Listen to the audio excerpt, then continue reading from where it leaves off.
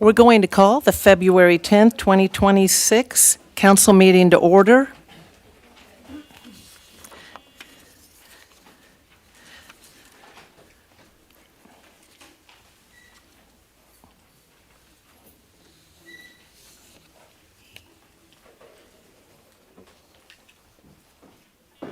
City Clerk, I have a name for the Pledge of Allegiance. Do we have one person doing both the prayer and the pledge? Councilwoman Marchman's going to do the invocation. I see. Okay. It's like insert name. Okay. Would you stand with us for the prayer and the pledge, please? May we bow. Gracious Father, we come this evening just to tell you thank you. We have so much to be thankful for. We are in the land of the living, and we are part of the United States and part of this great city, Rica, Georgia. So we thank you for all that you do for us and all that you're going to do. We ask that you would be with us this evening in this meeting, that it will be done decent and in order, and that everything is done to your glorification, not pleasing everybody, but to do the thing that's right and say the things that's pleasing to you. Have mercy upon us, forgive us for our sins, keep us in your care, and whatever we do, it be in your name. This I pray in Jesus' name. Amen. Amen. Okay, now we're going to do the pledge. I pledge allegiance to the flag of the United States of America and to the republic for which it stands, one nation, under God, indivisible, with liberty and justice for all.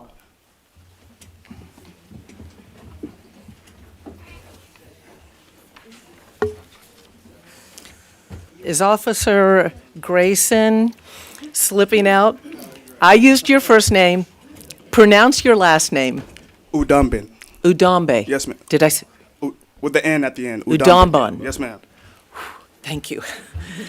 Grayson Udombon is a proud resident of Villa Rica, Georgia, where he enjoys the close-knit community and small-town charm. He graduated from Kennesaw State University with a degree in criminal justice while also balancing his role as a college baseball player. Grayson loves sports, meeting new people, and staying active in the area. He's committed to helping Villa Rica be a great place for everyone. Thank you, Officer.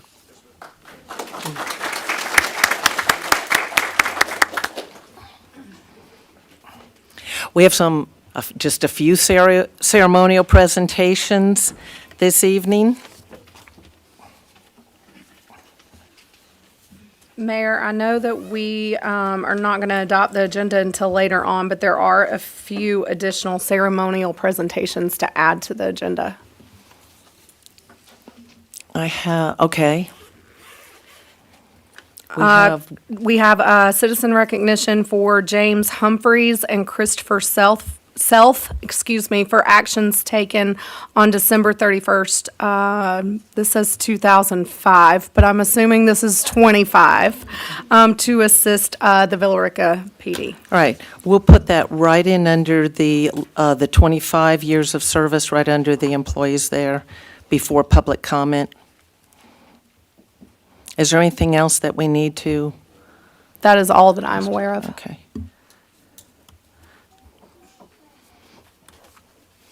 Do we have a oh, you're going to do the proclamation, are you not? Yes. Councilman Marchman. This is in reference to our Black History Month, and we are wanting to celebrate it by doing a proclamation. Whereas Black History Month is a time to honor the rich cultural heritage, achievements, and contributions of African Americans throughout history, and to recognize their vital role in shaping our nation's progress.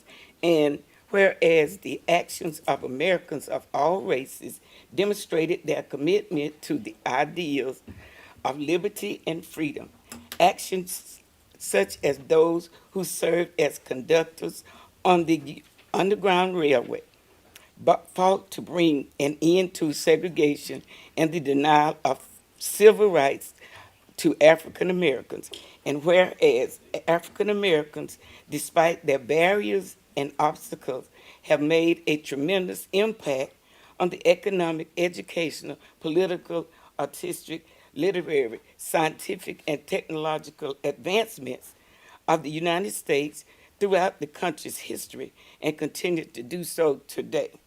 And whereas the greatness of America is reflected in the contributions of African Americans in all walks of life throughout the history of the United States, and their stories have become an intricate part in the history of our country.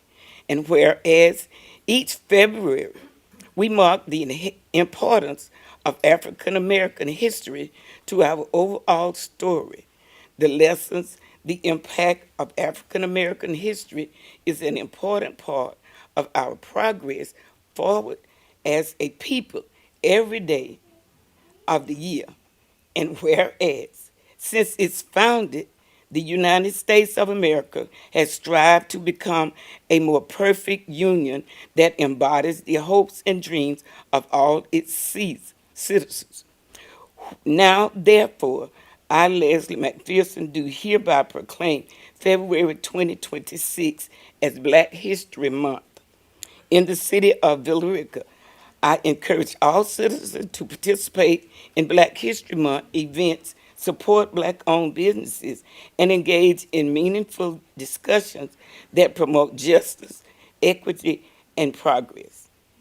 In witness, therefore, I have hereunto set my hand and caused the seal of the city to be affixed this, 10th day of February 2026. Leslie McPherson, the mayor.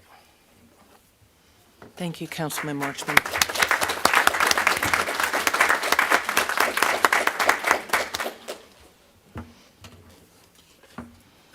All right. Before we bring Bobby Carter up, I have something to read about him.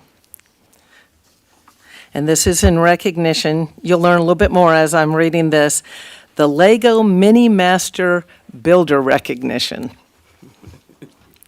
Bobby Carter is a 12-year-old boy on an incredible Lego journey. He began building with Lego bricks around the age of 6 and has loved them ever since. For his 11th birthday, Bobby visited the Lego Discovery Center in Atlanta.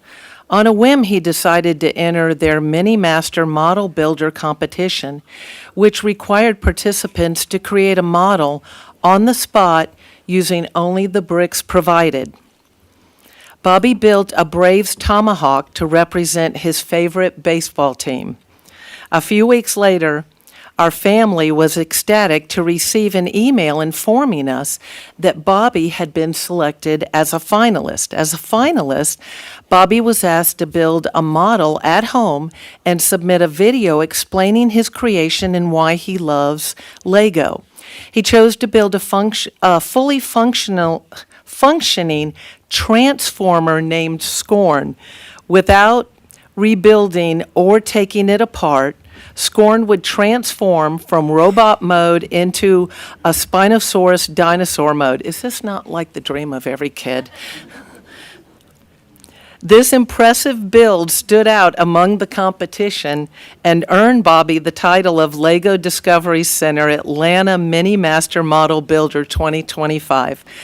While winning the competition was exciting, Bobby's journey was just beginning. He was invited back to the Lego Discovery Center for an official ceremony and brick dump where he was crowned champion. He also began working directly with the master model builders to plan and create his entry for the Global Mini Master Model Builder competition representing the state of Georgia. Over the next several months, Bobby participated in podcasts and newspaper interviews, appeared on local news, built models for display at the Lego Discovery Center, and worked diligently on his global competition submission. In June, he unveiled his Georgia-themed build titled Triple G, Georgia Goes Global. The 22-inch tall model showcased Bobby's favorite places and attractions across the state, including Tybee Island, Zoo Atlanta, the Georgia Aquarium, Truist Park, Helen, Georgia, Fernbank, and the Atlanta cityscape. The build featured intricate mosaic work, architectural elements, and playful scenes as his Lego minifigure, Bobby, traveled throughout Georgia. After being displayed at the Lego Discovery Center in Atlanta for the month of June, the model was carefully packed and shipped to Billund, Denmark. Did I pronounce Billund correctly? I have not been to Denmark. Where it is currently on display at the Lego House. The global competition winner, Ryanosuk from Japan, was announced in September. While Bobby did not take home the final Globe Prize, his experience as the Atlanta Mini Master Model Builder has truly been a once-in-a-lifetime journey, one that his family will always cherish. Come on up, Bobby.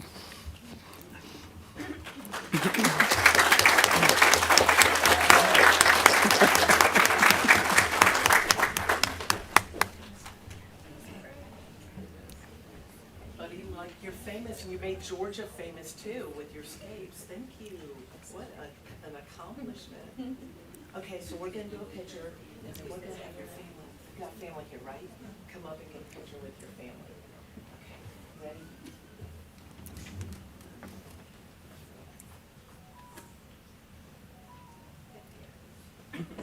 Stay here.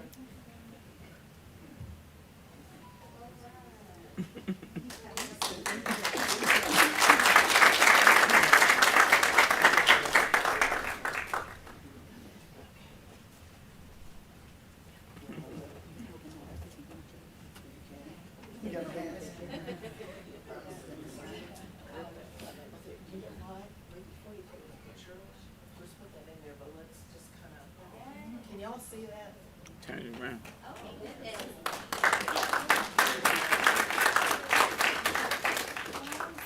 Turn around. Oh, sorry, you guys.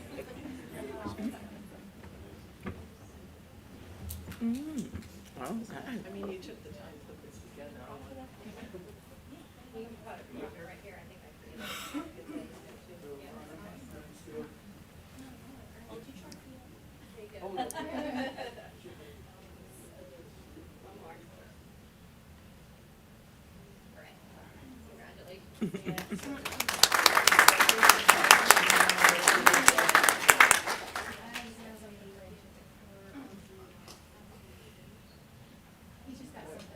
Oh, okay, we don't need the microphone. Oh, okay, that's very kind. So I'll go sit in my seat. Yep, go ahead. Yep, you got it.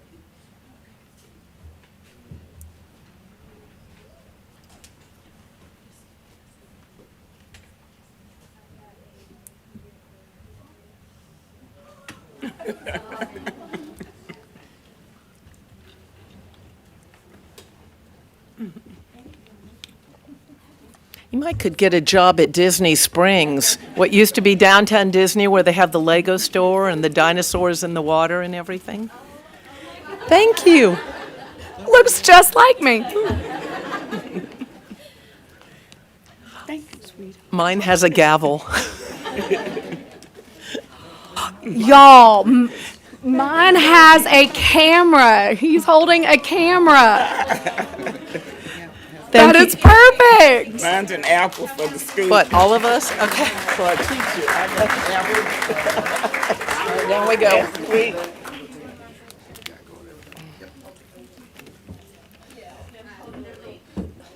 Just don't leave these on the floor at home, you know? They're-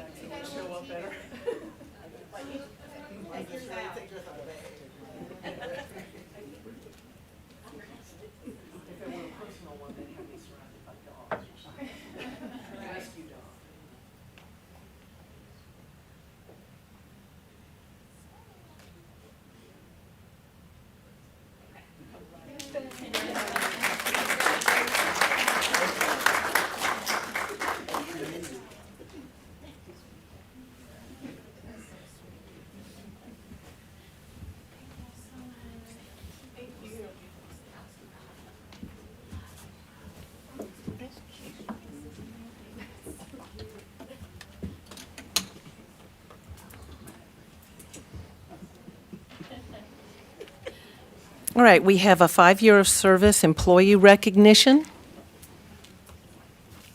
I don't know where that came up. I need to just.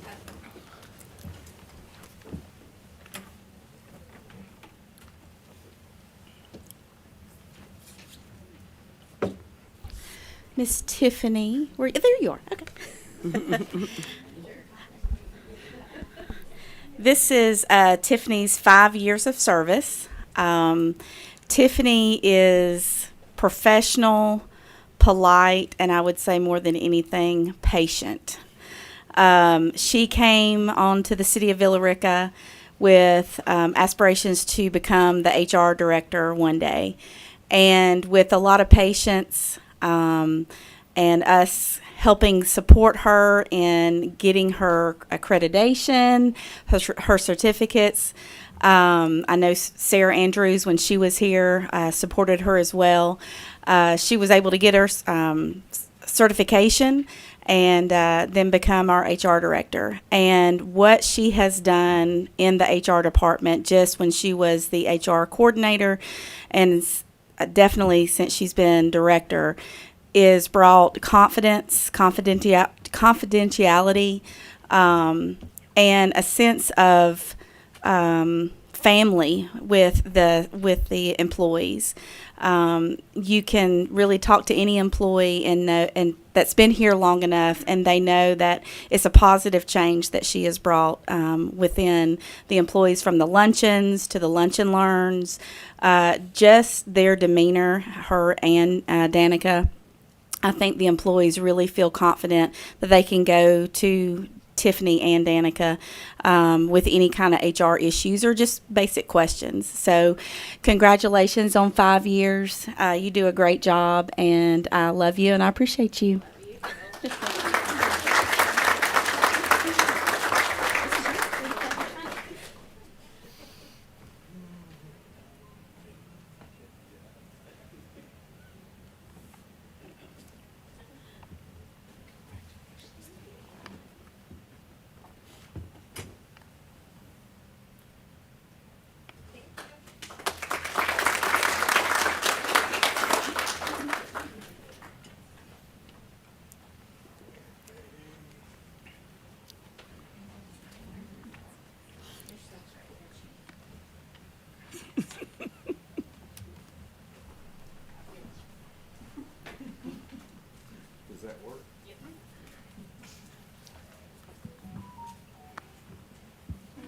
So we're recognizing Anthony Allen tonight, 10 years of service.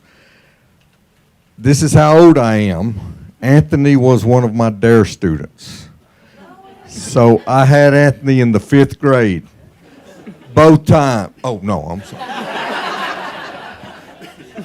But anyway, Anthony was just a little skinny young man, a very little skinny, tall kid that was just so shy and so quiet. And then he comes in and he says, I think I want to be a police officer. And I'm like, hey, let's do this. And he's done a fabulous job for us.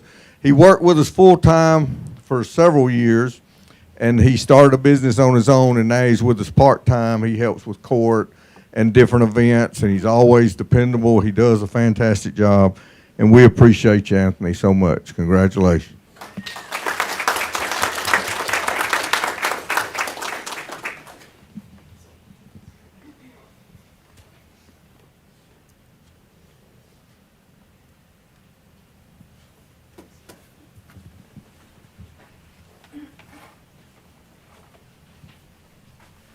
So Wendy Baskin, 25 years of service. Come on up, Wendy.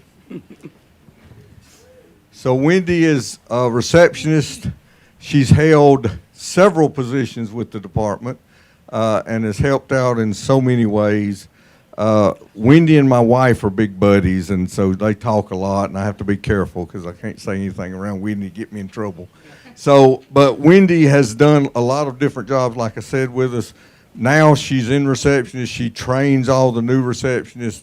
She makes sure they know what they're doing. She's always very organized. She makes sure everything's done right. She makes sure the receptionist area is taken care of and cleaned, and just does a fabulous job in that. She keeps the officers in line on their shift and make sure they have what they need when they need it, and we appreciate that. And she's kind of like radar. She knows what they need before they need it, and so she'll get it done, and they'll come in and say, when y'all need, and then she just hands it to them. So we appreciate that so much. Thank you for the job you do, 25 years. That's awesome.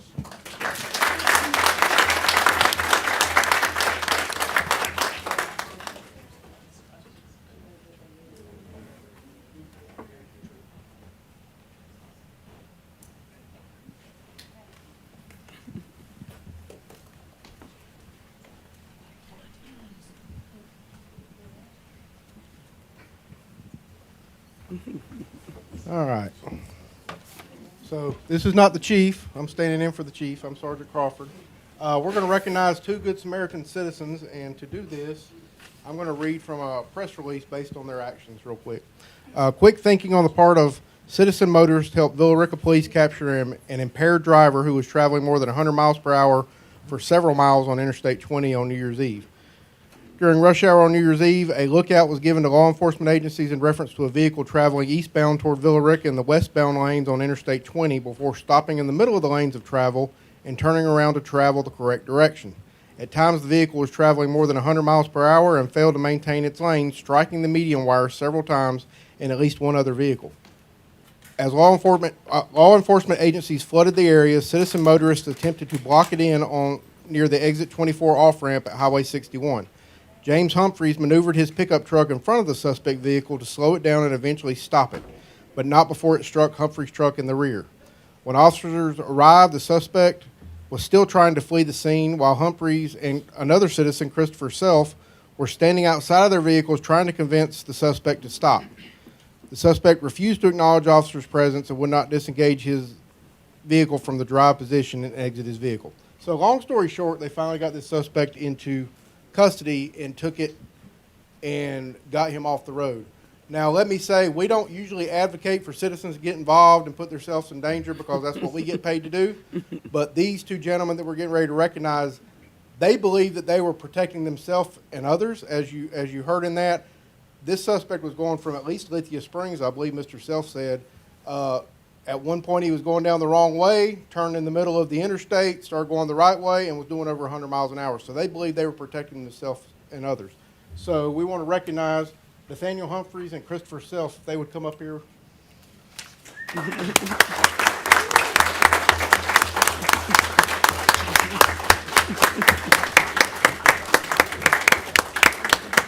And real quick, I'm just going to read before I give them these.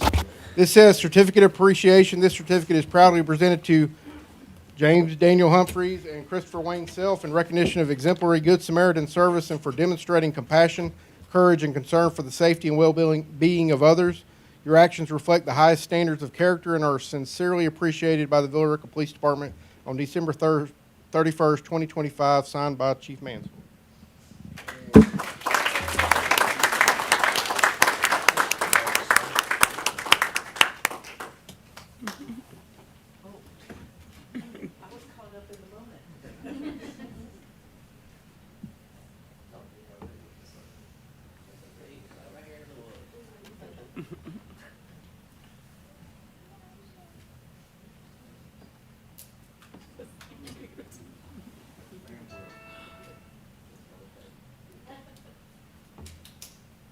Very proud.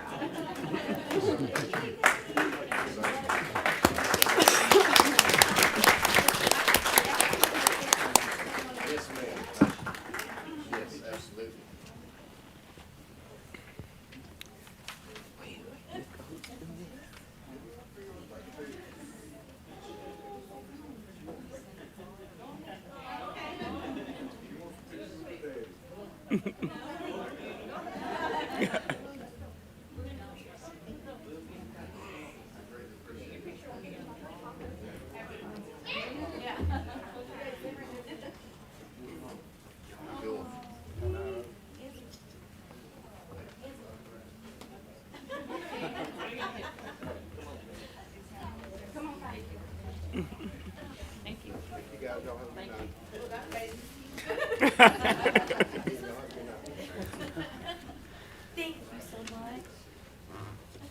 I know we all saw that video, and I know it's VRPD and any police department, law enforcement will say, you know, citizens, we don't advocate you doing something that might put you at risk, but there are times where the police may not be there and life is at risk, and I'm so proud of those guys. And watching that video and what they did after we saw that car proceeding down the highway was something else.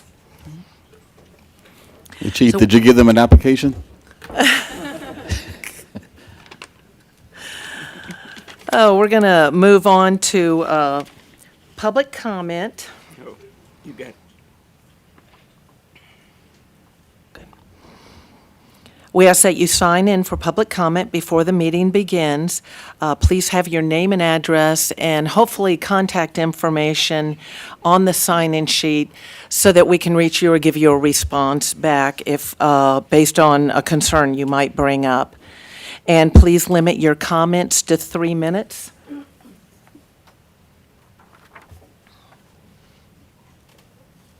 Rod Dobbs.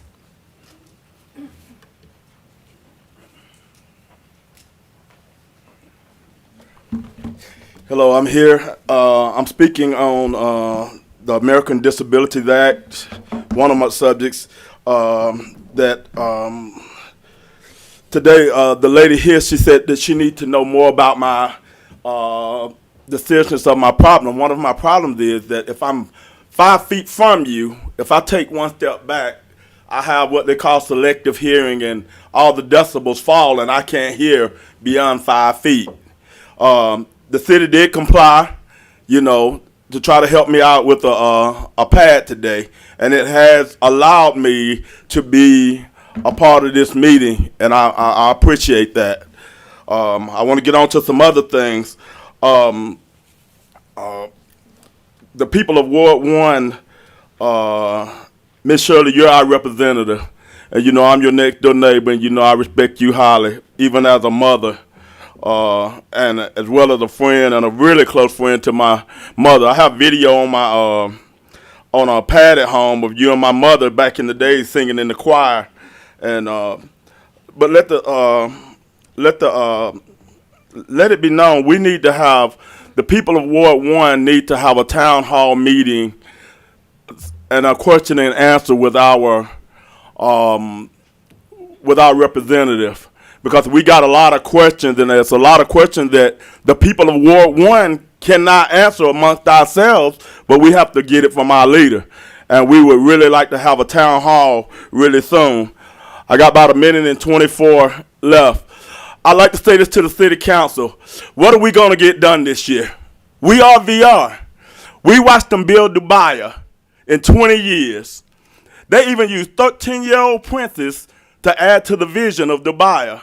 But what will we do in the next year? What do we have a chance to do?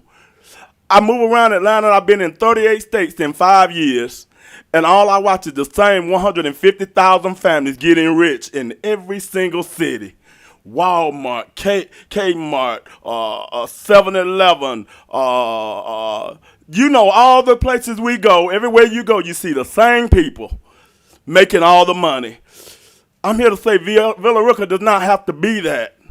We can make this town a town almost like Six Flags, where the money comes to the citizens and we can employ our citizens and take care of our citizens. We can put roofs on houses and siding on houses and even build houses. But I'm saying, what will we do in the next year? Depends on y'all making the decision, not to solve every problem, but to make progress in the future. I'd like to thank all of y'all for being a part of the future of Villa Rica. God bless you. Alita Farmer.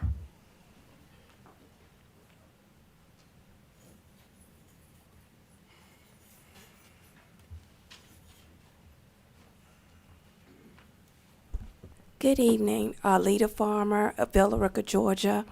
Coming tonight just to let you know that I do appreciate that it was a warming station recently for some of the people that were homeless.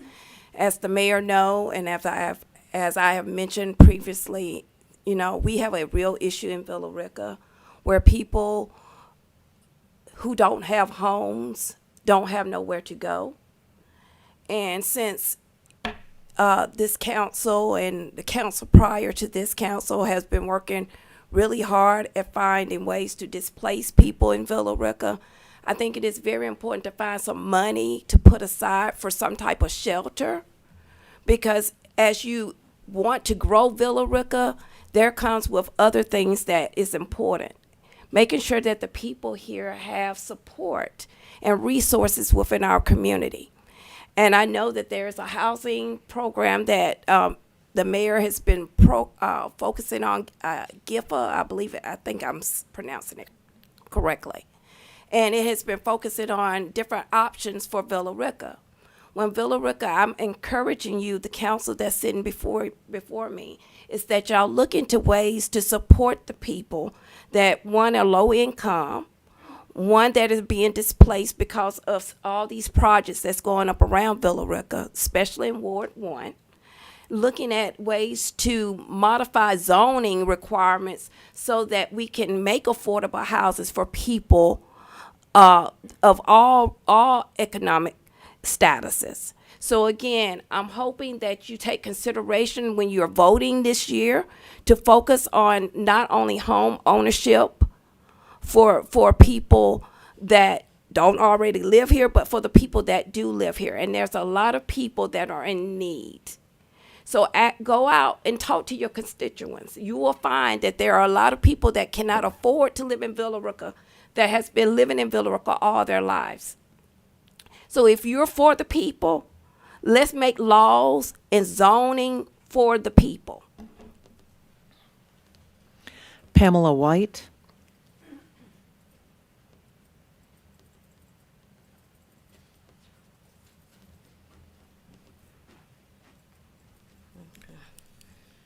Good evening, Mayor, Council. I want to speak directly to the proclamation declaring February as Black History Month. Black History Month was not created by this city. It was nationally established in 1976 by President Gerald Ford, building on the work of Dr. Carter G. Woodson, who founded Negro History Week in 1926. It has existed for generations. It does not require local permission, renewal, or declaration.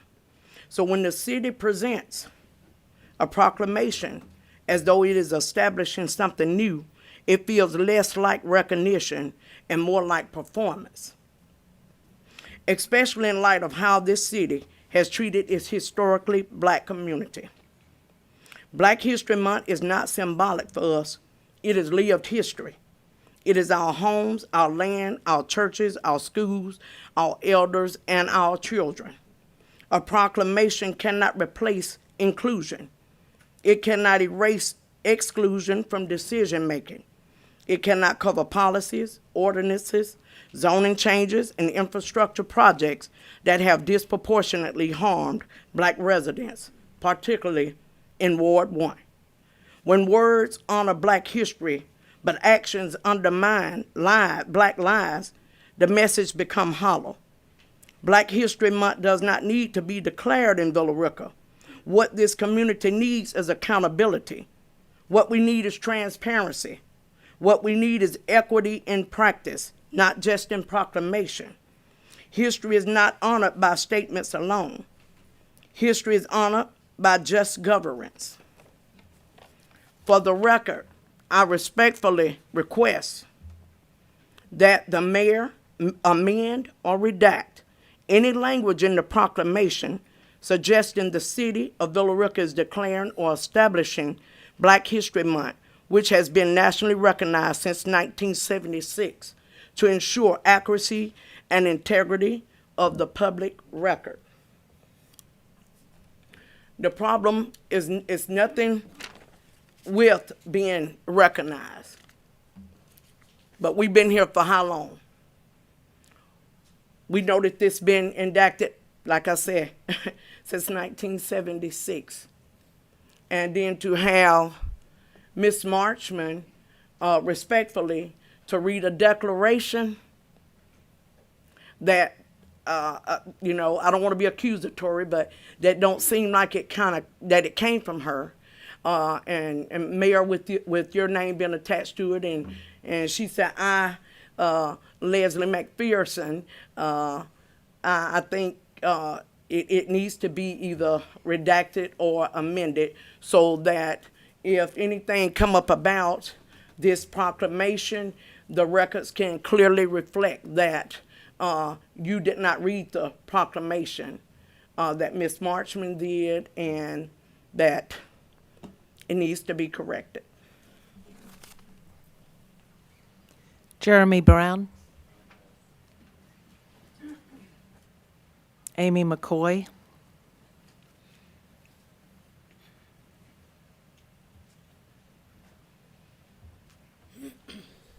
Good evening, City Council members. I've been away for a while, but I haven't been too far away. I appreciate the proclamation tonight. However, history teaches us that words without action are empty. As we sit here listening to the statements about honoring Black history, many in Ward 1 are still fighting for the basic transparency and infrastructure answers that ensures this community's future. If we are truly want to be intentional, and if we want to go beyond just the words, we must look at the math. We have heard from City Attorney in a previous meeting, along with Utilities Director, that the wastewater treatment plants are at full model capacity. We have seen that the city has denied a 318 unit development, and we're thankful for that because, again, the availability, their permit had expired. But we know that there's additional plans in place. Villa Rica, the bucket is empty. The bucket is empty. Because of poor planning and poor execution, it is stripping wealth from many of the citizens in Ward 1. We cannot approve more density with the infrastructure simply, it just does not exist. That is not planning, it's negligent. And so they have asked time and time again for meetings, town hall meetings. True equity is not just a proclamation, it's a responsible governance, and it is protecting the assets of the residents who are already there. To understand why transparency matters so deeply, I invite you and the entire body of elected officials, as well as the community, to the Keys to Equity Fair Housing exhibit that'll be running on March 10th through April 25th at the Innovation Hub in Douglas County at Hunter Park. You'll be able to come see history. So then let's come back here afterwards and then vote like we learned from it. Thank you for your time. Tamika, I believe it's Boyd. Is that correct? Boykin.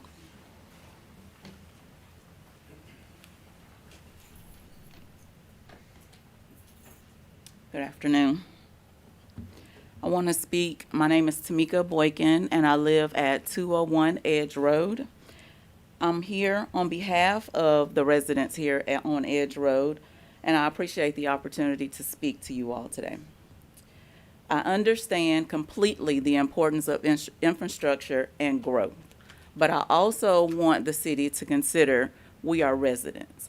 I, too, have family members in Ward 1 that are undergoing the same or undergoing something that is very impactful.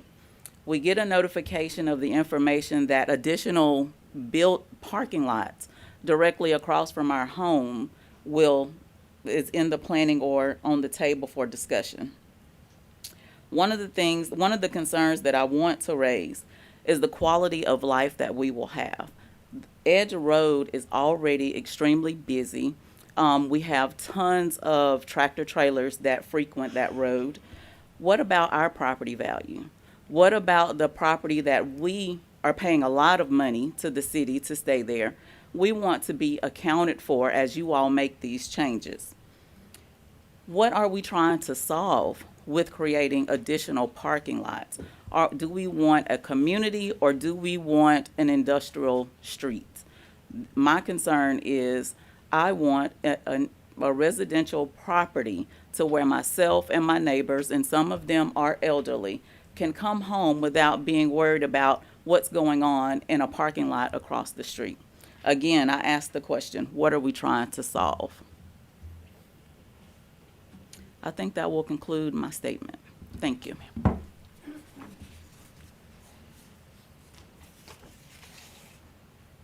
That will close our time for public comment. We'll move on to council updates.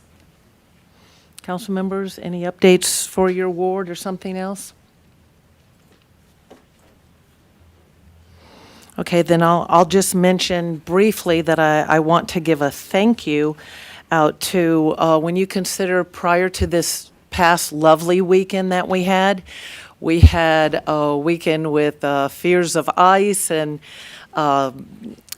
storms and whether limbs were going to fall and everything else because it was so cold and everything. And I want to thank our utilities department. They're the ones that have to be out there.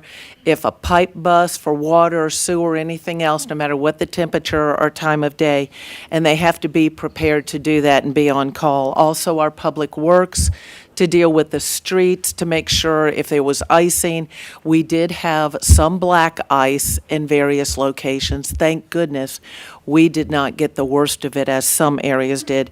And also VRPD for being on call and ready to deal with any emergencies during that time. So thank you to those departments that had to be ready, and I know y'all had to put in extra work to have everything prepared, whether you had to salt the roads or whatever. So thank you for that. All right, we'll move on to adoption of the agenda. I'll entertain a motion to adopt the agenda. If we're if we're adopting the agenda, do I need to make the amendment as before, or do you already have that? Is this just to amend the ceremonial presentation? Yes. Let's just go ahead and amend it, if you don't mind. Okay. Restating, that way we got Okay. it on the record. All right.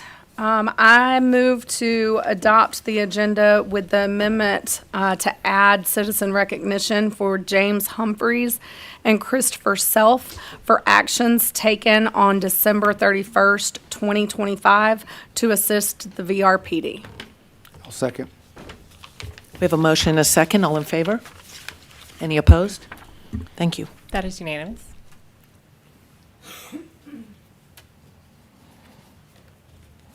All right, we're going to move on to consent agenda. These were all items that were discussed during last Tuesday's work session, and were all put together under the consent agenda where they will be voted on all at once, and I will read them off. Item 1, Safe Streets for All presentation and adoption of the safety plan. Item 2, appointment of Planning and Zoning Commissioner member for Ward 4, Dr. Hope Udambon. Is that right? Okay. And 3, appointment of Planning and Zoning Commission member Ward 5, Michelle Ruff. 4, West Georgia Regional Library System MOU for book lockers. And item 5, the write-off for customer receivables. I'll entertain a motion to adopt the consent agenda. So moved. Second. All in favor? Any opposed? Thank That you. is unanimous. Governing body approval of the January 6, 2026 work session minutes and the January 13, 2026 city council meeting minutes. Hopefully, if there were any corrections, those were sent in to the city clerk or typos. I'll entertain a motion to adopt. So moved. Second. All in favor? Any That is opposed? unanimous. All right, thank you. Approval of the January 22, 2026 special called meeting minutes. So moved. Second. All in favor? Thank you. That is unanimous.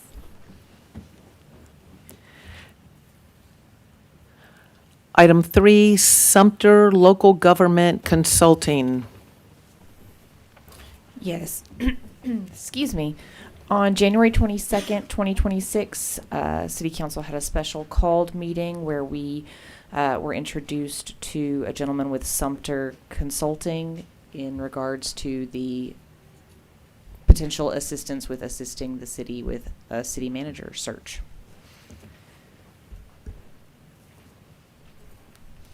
I believe this is just open for discussion and potential approval at your discretion. Yeah, I don't have any documents per se, and I wasn't sure if even the packet that was provided to us was something that was supposed to go out there or not. I know it's provided to us as to how the whole process works. So we're open for discussion on this item. Councilman Warmoth. Nicole, has anything changed with state legislators on the support of the resolution for our charter? Not to my knowledge. That is something that David has been in discussion with them about. So, but I have not heard any movement one way or the other, and he would have told me. So I say not to my knowledge, but I mean, I don't believe so. Okay, so as of right now, I know that we had received word that state legislators were not going to be in support of the resolution. So, to your knowledge, nothing has changed with that? No, I believe that David was going to work on an additional draft, and if he was unable to come up with something there, he was just going to reach back out and see whether legislature would take the vote as it stood, considering. Okay. In particular, I believe that you had voiced some concerns about everything, so he wanted to go back to them with those. Yeah, I mean, there are concerns with that. When we had the special called meeting, the reason that we went ahead and moved forward because we were under the impression that the resolution was going to be adopted, and that would return the charter back to what it was in 2018 in order to give the council back the power of the hiring and firing of the city manager.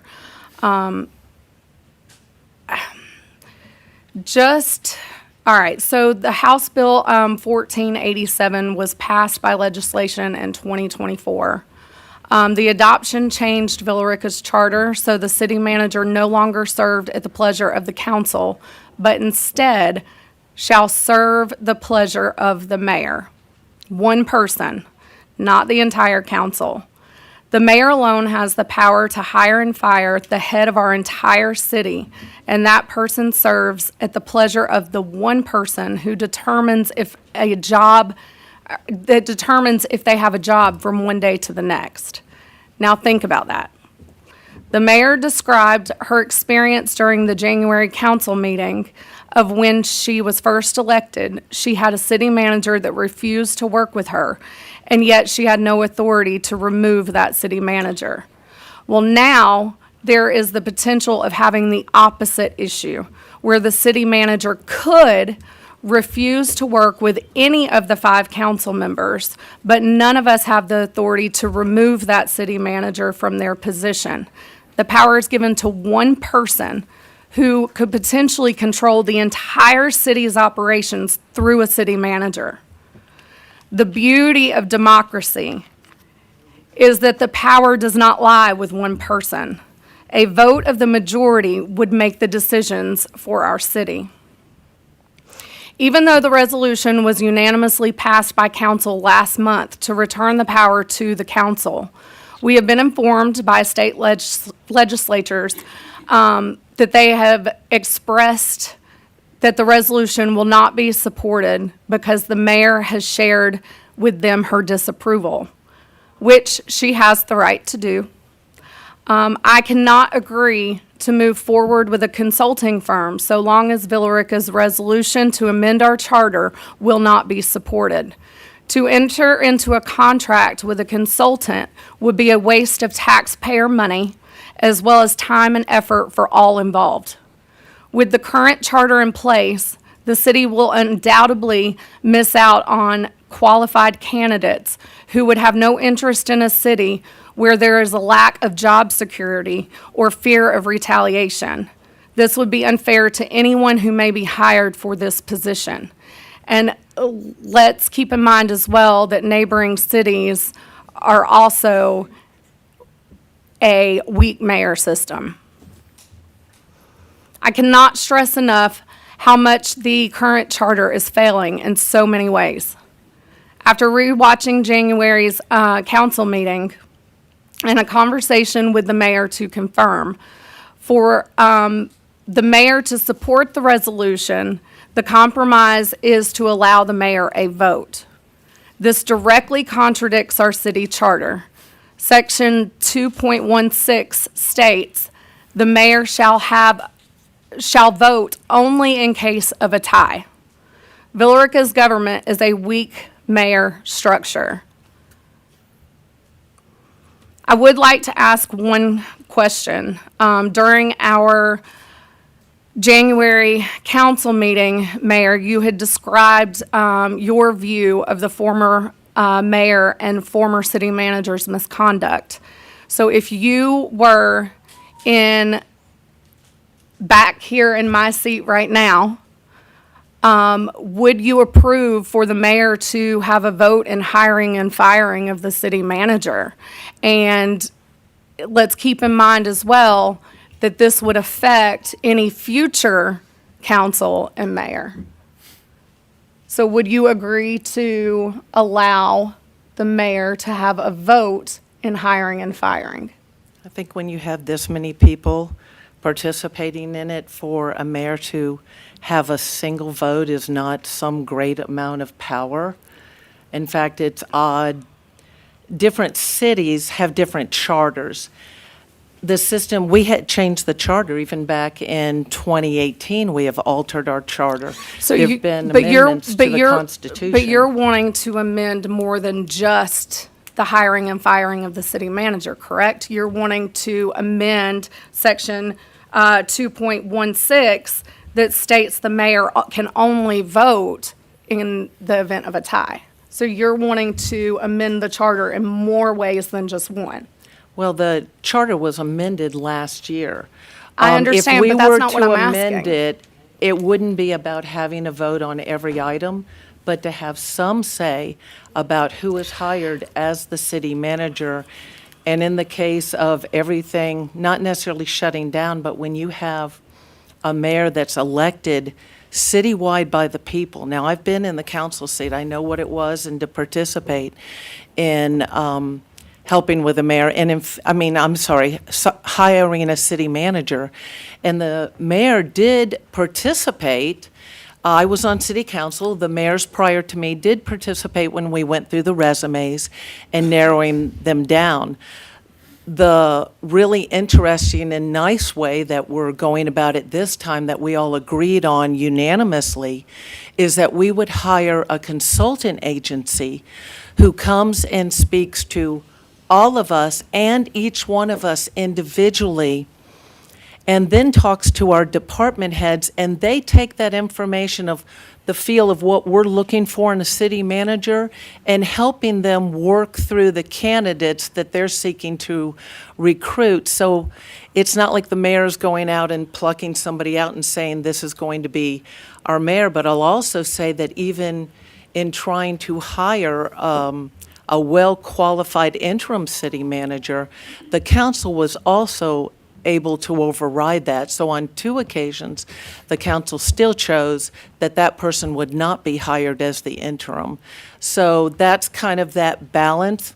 I don't really take issue with, I know some cities operate that way. The mayor can hire the city manager and fire them. There's some where it's a matter of, Carrollton, the mayor actually has a vote on items they're discussing for ordinances. But Mayor, They may not always use it. But Mayor, you ran for this seat knowing that we had a weak mayor system and knowing what our charter said. And actually, in 2018, you signed that charter. So, again, Of course, we all signed the revised charter at that time. I mean, it was our charter. right, and that's the charter that we're supposed to be operating under. The only thing that's been changed was state legislatures got involved and changed our charter to amend it so that the city manager worked at the pleasure of the mayor instead of at the pleasure of the city council. And yes, we did agree that moving forward with a consulting firm was the way to go. What was the cost exactly of hiring a consultant? $24,000. Okay, so $24,000, we're gonna go in contract to find someone and spend $24,000 and still end up in a situation where the city manager works for the mayor. Like, that's where we're at right now. But that doesn't mean that's not open to change, because the process we're using is going to involve all of us. As we move forward, Councilman Momtahan has mentioned that he believes there's other issues in the charter that need to be altered or updated, or at least looked at and Yes. reevaluated, and that may be done every several years. Absolutely. Governing documents always need to be updated, just to stay fresh within the changing times. And nobody's disagreeing with that. We've talked about revisiting what may be necessary to go ahead and alter with our charter. But what is needed right now is to return the charter to what it was in 2018, giving that power back to the city council, so that it is the entire council and not one person that the city manager would be working for. The problem with some of the wording in the charter is it's vague, and the way it operated, Ms. Shirley and I are probably the only ones still on the council that actually, and you've done a lot more than myself, in hiring managers. Over the years, even predating me, we haven't had the best success with hiring city managers, and some of that is getting the right fit. The problem we have right now is that we haven't had a permanent city manager for quite some time. And to delay that process when we're using a consultant who includes all of us, we agreed on that, is just going to send us into perpetuity. But let me say this, too. The reason the state representatives got involved was they saw what was going on in the city of Villa Rica. And I spoke on that in the last in our last work session where we dealt with this topic, is that you had a city manager who would not work with the mayor, and yet as the chief executive officer, as the one who's supposed to be the chief advocate for policy, I had a city manager that would not work with me, whether it was me or someone else, it didn't matter.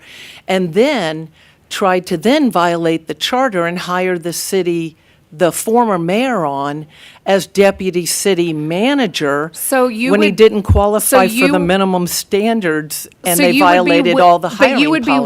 But you would be willing to give what you just described, to give those folks a vote. You would be willing to give that mayor, regardless of whether your statements are true or false, you would be willing, if you were in my seat, to give that particular mayor that you're claiming did wrongdoing, to give him a vote. Well, it would be no different from a council person who had some wrongdoing but still has the ability to vote. You didn't say that to me when we had a phone conversation a few weeks ago, but I mean, that's okay.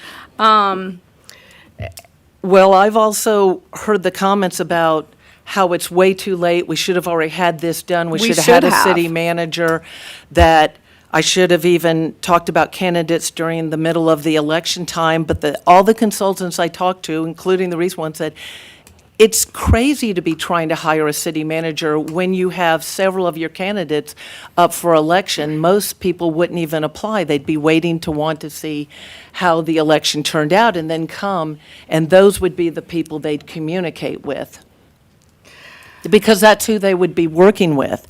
We need a city manager. Absolutely, a we do. permanent city manager, and we need it now. Absolutely we do, but we also need this charter, this resolution to be passed so that particular city manager is not working for one person at the pleasure of one person.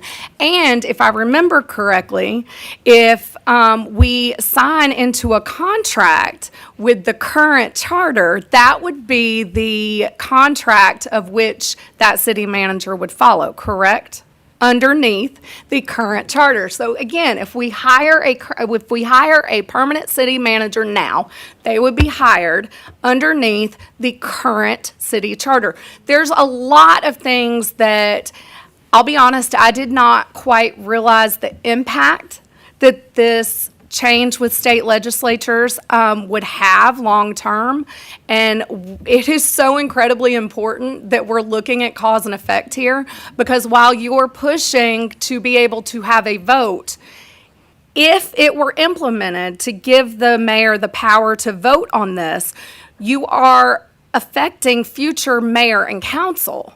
So this isn't just you, and I'm not pushing back for you. I'm pushing back because this changes the way that we operate. Yes. This conflicts with with the way that our charter reads as it is now. Our 2018 charter Correct. conflicts with the previous one because we amended it. Our charter prior to that, city council members could vote one another off. We altered that. We all felt that that was not appropriate in the charter. All of that was before my time. I ran with the 2018 charter in mind. That is what I knew I was going to be operating under, is the 2019 charter. 2018 charter. I did not run on how other charters were done. So regardless of how it is, this is how I ran, this is what I ran for. And my job is to implement what our city charter says. Mayor, I'm not Yes, entirely Councilman clear. Montahan. I'm not entirely clear that I heard an answer to Councilwoman Warmoff's initial question. And so I'll phrase it like this. If we were in July of 2023, prior to your resignation from council, when you ran for mayor and you were sitting in Council Warmoff's seat, would you vote for a resolution that would permit the mayor to vote on the decision of the city manager hiring or firing? In some ways, prior to, we had kind of I shouldn't say we because I was on council. At that time, it's really disruptive and rude from the audience. Okay, can y'all let us have this discussion? All right, so prior to me being mayor and being on council, there was kind of a de facto vote because we'd all get the resumes. We'd all get the resumes. We'd narrow them down probably to our top 5. And I was council. The mayors participated in that. When it came right out here, yes, it involved 3. What we had not seen, and I think what was unprecedented, that you could have a city manager violate numerous city policies, what I believe break federal law, which is the Hatch Amendment, because we do receive federal funds, and he interjected himself in the middle of a campaign. And I don't want to go through all of that that's on the prior work session on how we got here. Then violated hiring policies and everything else. And that the council at that time, enough 3 members would keep that city manager in place that also was committed to not working with the mayor. And it seems odd that any one council person, has influence, and yet the mayor, who is elected citywide by the citizens to represent and carry out the policies that they ran on, was basically shut out by the city manager. And yet had nothing, not even a single vote, much less be able to dismiss them by themselves. Not even a single vote. And right now, the charter language, and I couldn't even get anybody to bend on this, the charter language is not real clear about the mayor's participation, even when you're back there going through the resumes, the way it played out, the way we've practiced it since I came on as a council member. There's nothing in clear writing in the charter currently that it has to happen that way, that the mayor can even participate in that part, even though that's the way it was practiced. So I have an issue with the language being vague and unclear Mayor. with even saying that we can do that. Mayor, isn't it true, though, that from January 2014, when you were first elected to council, through July 2023, you operated in that system without objection? Did I say again? That you operated in this system without objection? What do you mean without objection? You never objected to the process by which city managers were hired and fired in the city the entire time that you were on council. Isn't that true? We were in the middle of a firefight of holding on to the city manager and who hired the previous mayor. And then, once that didn't work out and council withdrew its support, he then tried to hire him in a position that didn't require the council approval. And Okay. so I had attorneys, we were trying to battle that, we were trying to battle that the charter had been So, Mayor, violated let me by ask you this. hiring an elected official If I during may the ask you first year this. they're out of office. Let's reverse the roles yet again. Let's say that mayor and that city manager were still in office and you were on council. How would you feel about the mayor at that time having a vote or even having the sole authority to hire and fire and the council having no input whatsoever, like our current system has? I don't, I should rephrase that. Yeah. Not no input so whatsoever, but de minimis input. I don't take issue with the part about the mayor having the sole authority. I don't take issue with that. But I couldn't even get minor compromising on the word. It sure wasn't we were going to work through that process in a matter of 4 weeks and try to come to an agreement on the charter.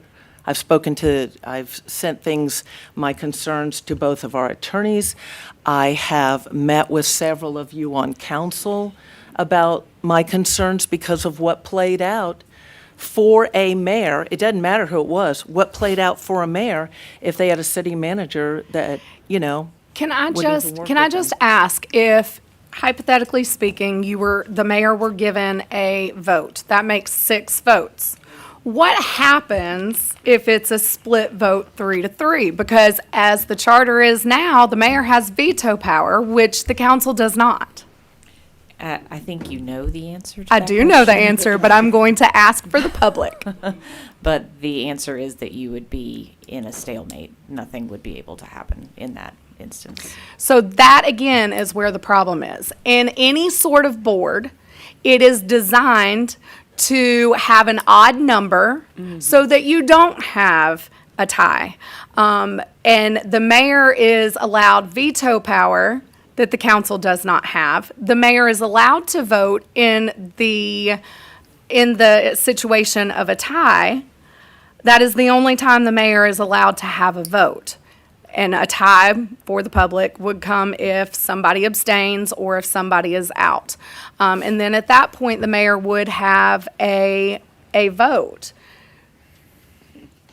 But do you see where the problem is? Because there are so many different cause and effect here that if we're going to make that kind of change, there's so many issues with that.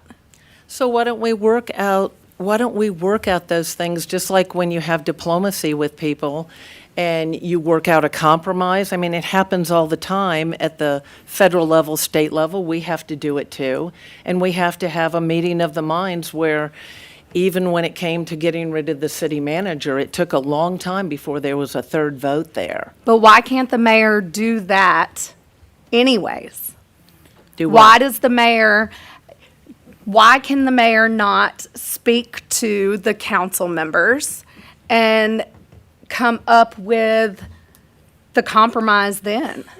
And if I may I add to have that question. met with council members, expressed concerns, tried to listen to other sides. Yes. But I think your Councilman response Montahan. I think your response to, Mayor, if I may, I think if your response to Councilwoman Warmoff's question has 2 issues. First of all, it puts you in the same exact spot that you're in now. So even giving you a vote does not give you the ability to pick or present the city manager, and therefore you still have to go and get the votes.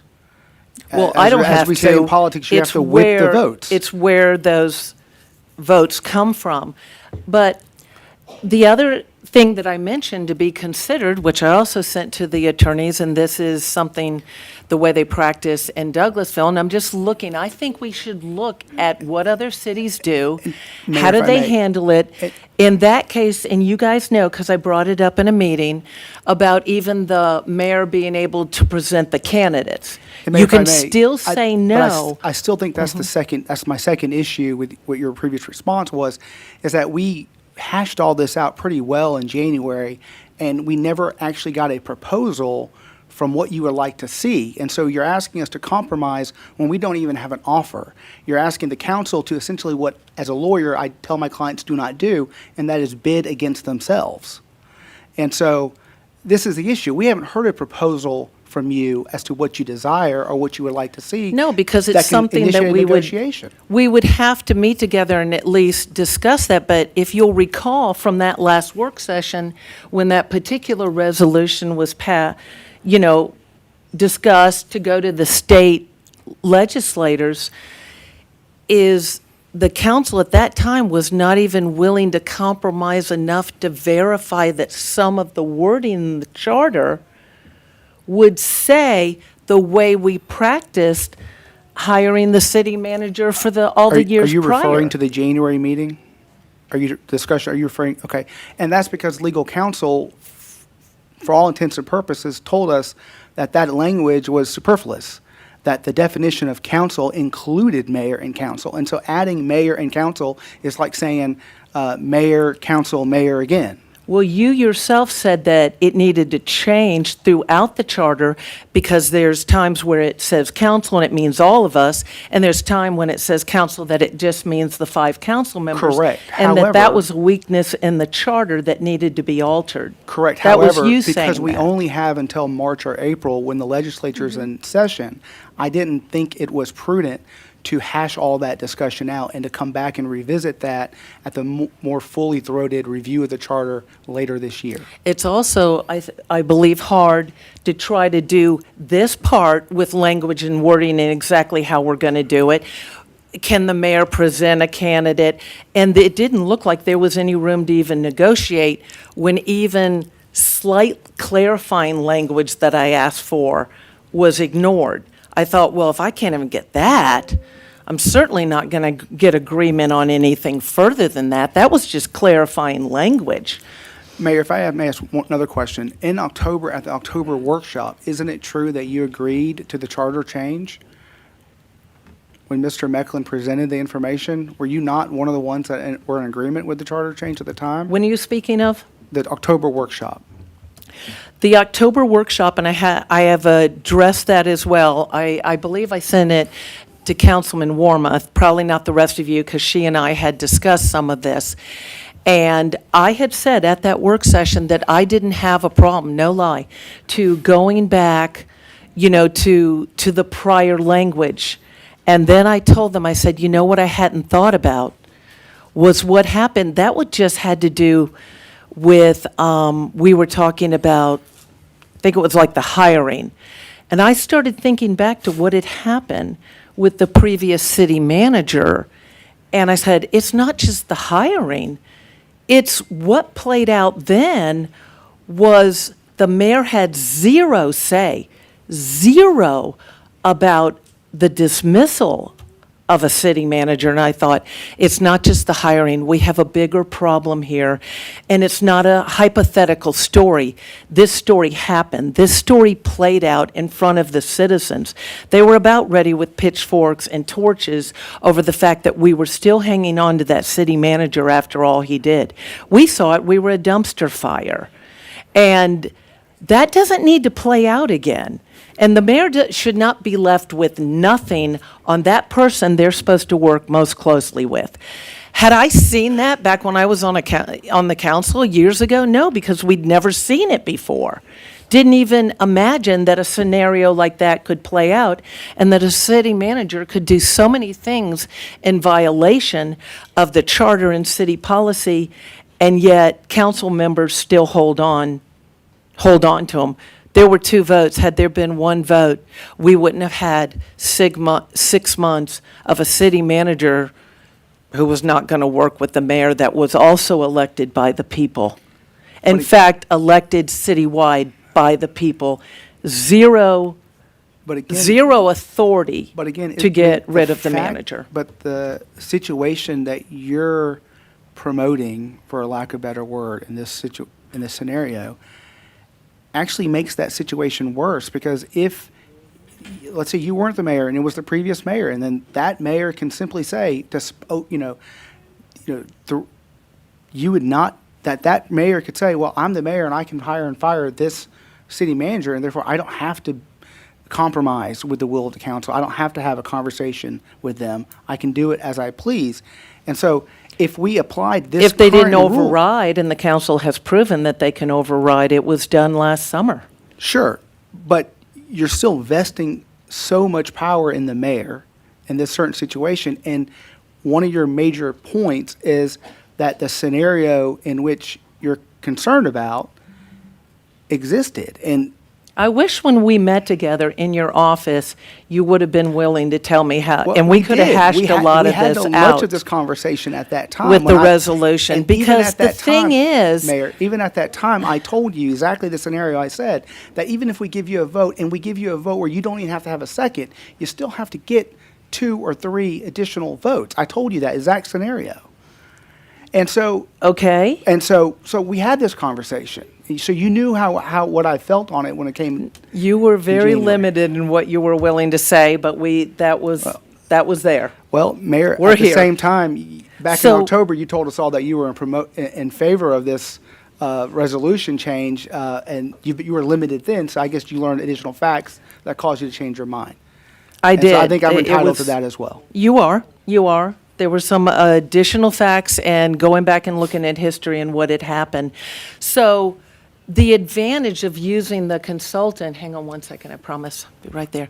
The advantage of using the consultant is they do come and speak to all of us and all of us individually. And when they're searching for candidates for us, they are taking into consideration what you said, which each one of us, including our department heads, and trying to find the right fit. I can't even think of a better compromise until we take the time to really work through the charter and look at what cities are doing, other cities' charters, and what we choose to alter or compromise on going forward. I even called the consultant and said, listen, there is some concern about, that in the end, the mayor can still have the final say. It can be overridden. You can say no. The mayor could, under the current charter, and I said that's still a concern amongst council members. And all I can say is he said, we deal with all of you. We listen to all of you. We're looking for a candidate with kind of a consensus of that fit of what everyone is looking for. And he says, we've been successful enough that I can't imagine you in the end not really having a strong consensus around the candidate that tends to rise to the top once you do those extensive we're not interviews. arguing about hiring a consultant. We are absolutely in agreement of hiring a consultant. The problem is it's $24,000. And if That we're- everyone and, knew. and if you're right, we did, but we were under the impression that the state legislatures were going to support the adoption of the resolution. So here we are. If we move forward with this consultant, then we're paying out $24,000 under the current charter as it is with the mayor, with the city manager working at the pleasure of the mayor, not the council. So that is where we're at right now. And that essentially puts us in the exact same position Exactly. we are, and that makes, I'm sorry, Councilman Conte. I was going to say, that just makes essentially this whole process futile, because there's just no reason. For almost 2 years, we have not been able to attract a candidate for a permanent city manager. Now we're going to pay $24,000 to reiterate and reinforce the same situation that we're in which we have not been able to attract a permanent city manager. We didn't try to attract because not only did we not have the time to go through, at that time, I was told 3 to 4 months to work on a city manager, so we needed an interim. And that's when Jeff Reese came in for a period of time, and Diana DeSanto stepped up after that. The consultants I was talking with, along with, I have a couple city managers and a mayor here and there that a lot of times I'll run things by.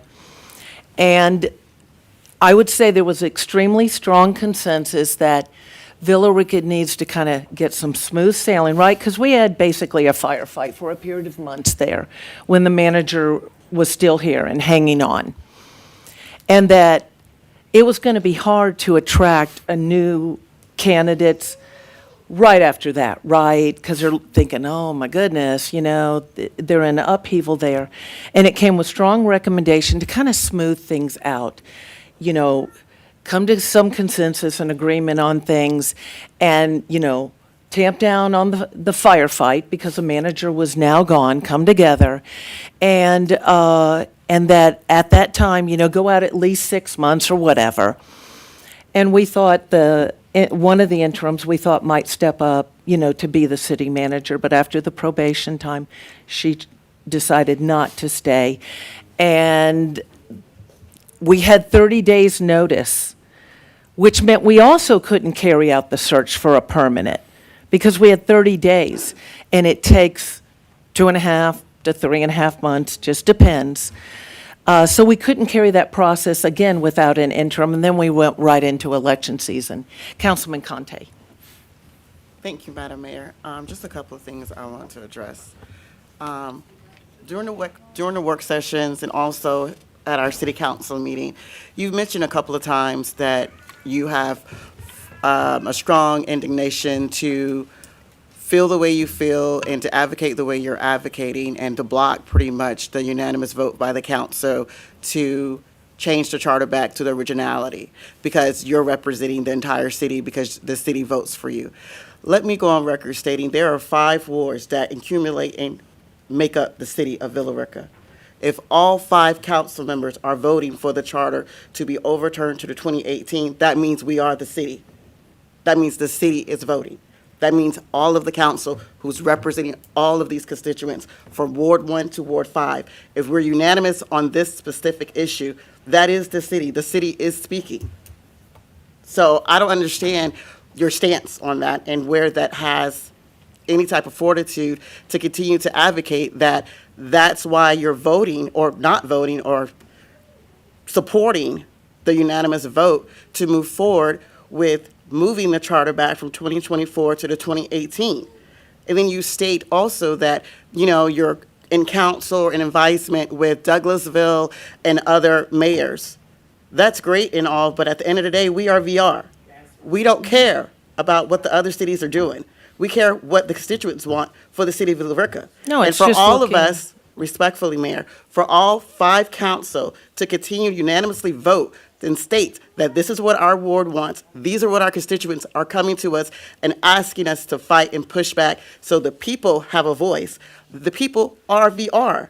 Ward 1 through Ward 5 is VR. So if we're being unanimous in this vote, there's no leeway. There's no way you're going to get a support if this doesn't move forward. I guess we'll be in a standstill until 2 years or 1.5 years when there's a vote for a re-election of you or whoever takes the mayor spot.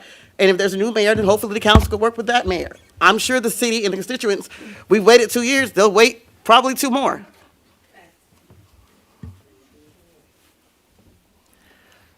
Even when I was a council member, there was some language used by Mr. Mecklin that may have led you to believe, I don't think it was on purpose, he and I spoke about it, that it was considered unanimous. They made it very clear from the beginning, and even when I was on council, one council member in disagreement was not considered unanimous.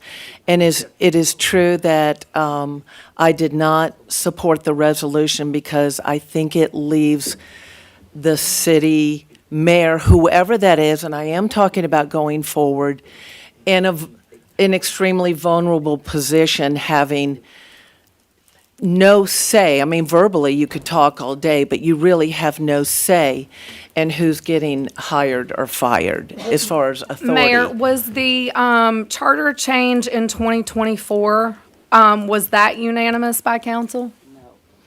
No, and they could come in and change a number of things. I'm not Yeah. questioning the authority that the state has. I'm asking that it was not a unanimous change, but it is a unanimous take it back. Anything we send up to them, we send You're other. the only one that's pushing back on it. I don't understand. Please help me to understand the pushback of wanting to hold all the power. No, I'm not understanding. That's not the problem. But That's you're not it. wanting- I told you, I see the side of that. My concern is we need a permanent city manager. I understand And that, and we are let's- not arguing that. let's- Please tell me you are understanding what is being said right now, because the concern is we spend the $24,000 to hire, or to contract with this consulting agency, and then said person who is hired from that is locked in under the current charter. That is a problem. I have a question. Did Councilman I Marchman. understand that it was said that if the mayor, if all of us voted and then you didn't vote with us to have the charter changed, that would be the deciding factor of what the people over there wouldn't vote, wouldn't change the charter? Did I hear that from somewhere?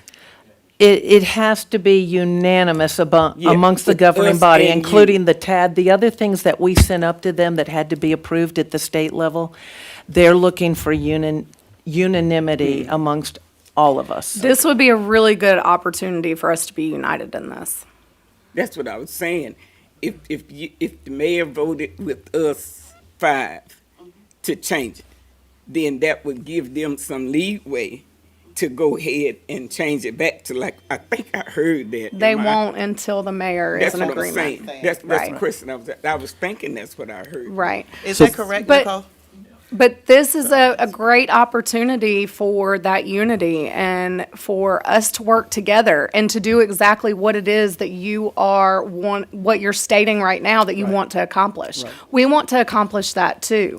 But you're But- leaving the mayor in such a weakened, any mayor This is going a forward. really good opportunity to work with the council and to build that consensus with your council.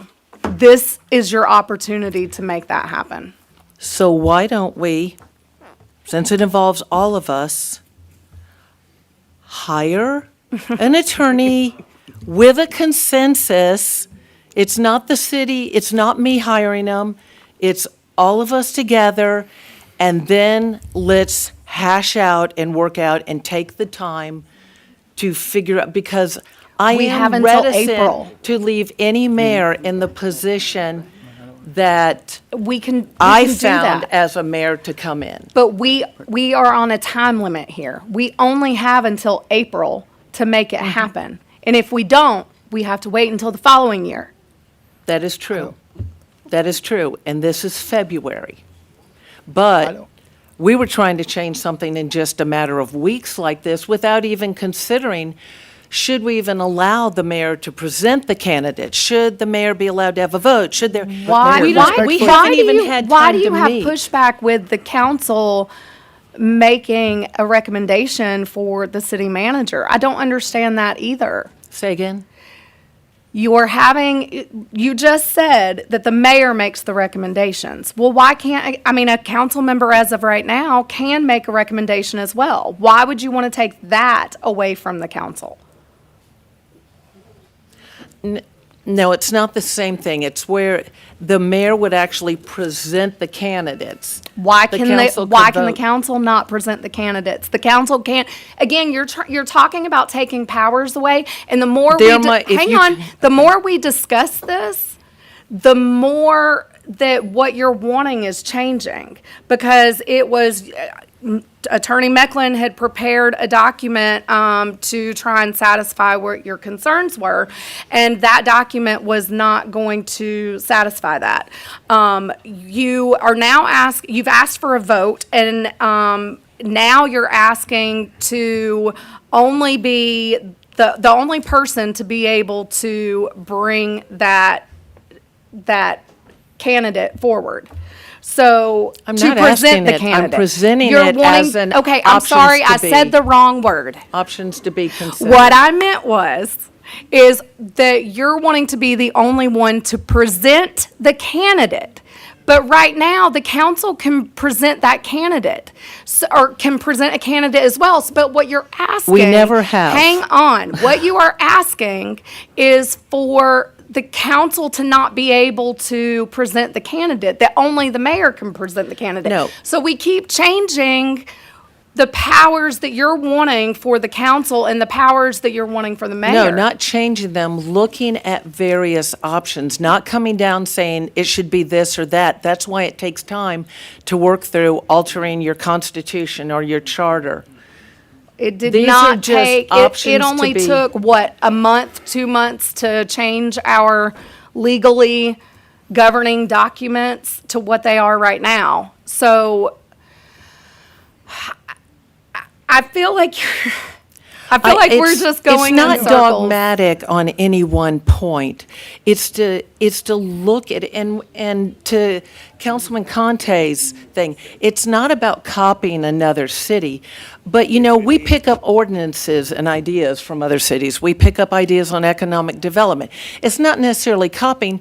We look at how other things operate, and we can choose, hey, that'll work for us, or it won't work for us. Do you think that Villa Rica I should? understand that, Madam Mayor, but if your council, the 5 wards, are continuously telling you that that's not going to work for us, then when does it come an issue for you to push away from that and understand what may have happened or works for other cities locally next to us? It's not going to work specifically for your council, because we keep stating that's not going to work for us. That's just not going to work for us. So we can go in this merry-go-round for another year and a half, 2 years to another election. 2, 3 of us will still be here, and then we'll work with whoever mayor it is to get the charter done. Because at this point, this is redundant, and it's a waste of time. It's disingenuous. It's very disingenuous to continuously state while we're on live, whatever we are on, and in front of our constituents, that this is an issue of not understanding the language and the verbiage that's in the charter and the resolution. Everybody here is highly educated. We have several doctorals up here amongst other degrees. We can read. The constituents can read. That's why they continuously ask us to give this back to the people. We're not just voting against you to vote against you. All of us are politicians. All of us have someone to answer to. So this is why we're doing it. So Monahan has tried to say it to you nicely, and I'm just frustrated at this point. Honestly, you're not going to get the consensus for anything if this does not move forward. This is a stalemate. So if you want to die on this hill, that's fine. I have time. Several of us have time. But it's disingenuous and disheartening to the constituents for this to continue to go on. It's unfair, and it's not right. So we can go in circles, but it also wasn't right for a mayor to be in a position. You are not having- listening I to don't- anything that your council is saying. This is I the problem, am. We but just you're don't not. see. We don't. You're see. not, because the public. The council the wants public, to have the sole power of Yes! who comes on as manager. Because that's how democracy works. We're not a democracy. We are a representative republic. So one person is in control, is A what you're democracy saying. just means A the numbers But- rule. That's not the way our The country number. operates. Oh my. Mayor, one person having the ability to hire and fire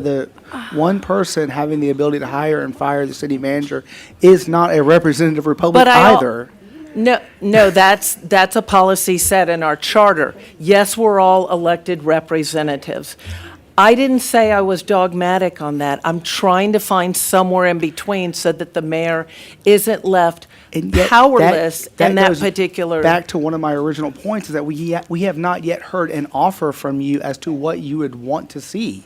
So Because therefore, it we can't keeps discuss changing. compromise Attorney because was there's no- going to get back with me, but to be honest, I was more than willing to meet with anybody. Y'all have my phone number. We could sit there and we could talk individually, but I still think we needed to be together too to discuss it. And of course, it's had to now be out like this. It would have been great if we could have had a work session So, Mayor, to though, cover it. I just understand. cannot, and I'm just telling you, I cannot see even a future mayor or anybody being in such a weakened position with a city manager like that. I'm not trying to exclude the council. If I wanted to exclude the council, but you could override it, I would go out and I'd be working with a consultant by myself and trying to narrow down and then pick a candidate. You have. That's So, Mayor- not what we're trying to do. You have. You Mayor- did that when we were searching for the last interim city manager.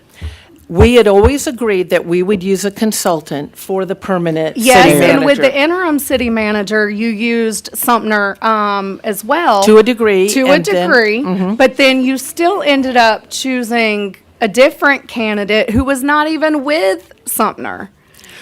And True. When then Larry- and then the council Mr. Wood- overrode. Now, look, But let me we just. left that meeting with an agreement who had the lowest score on a non-binding we're- vote, but- and he but was the that- number that's- one That's nor candidate. here nor there. My point is that we had hired Sumner and then ended up going through someone else that you wanted. And we all interviewed. Okay. Y'all, Do you were there. Do you see two the other common council denominator members. here? Because the public keeps, I see comments and I hear the comments of the council's just not working with the mayor. Do you see the common denominator? Because your comments have been the former mayor wouldn't work with me. The former not city, the hang former on, mayor. the former city manager wouldn't work with me. The council won't work with me. They keep working against me. Like, it's the same, it's the common denominator here. And again, this is your opportunity to build consensus with your council. This is the opportunity for us to move forward. This is your opportunity. We have, Or we can stay at a standstill for the next 2 years. That's where we're at. Mayor, we have worked Because on we love a, Jennifer. we have worked on a number of things together. I try to work with each council member when I hear from their constituents. I bring the council member on it. If you need my assistance, I'll help you if it's speed bumps, whatever it might be. And so there's a lot of things we've worked on, but I'm telling you, I just can't see how you leave the mayor out of the picture totally with the person they're supposed to work most closely with on policy. But Mayor, you know, being on council since And I've 2014. worked with several mayors as a Right. council person. You know that the mayor has never been out. You know that. I mean, that's just not the way the process has worked. You've been on council since. Say what? The mayor has never been out of the process. Okay? Verbally participated in some narrowing down, but in the end, Which is but that was consistent- only on the hiring, absolutely nothing to say about. Which is consistent well, with every decision that verbal. the council makes. Whether every decision the council makes, the mayor doesn't have a vote.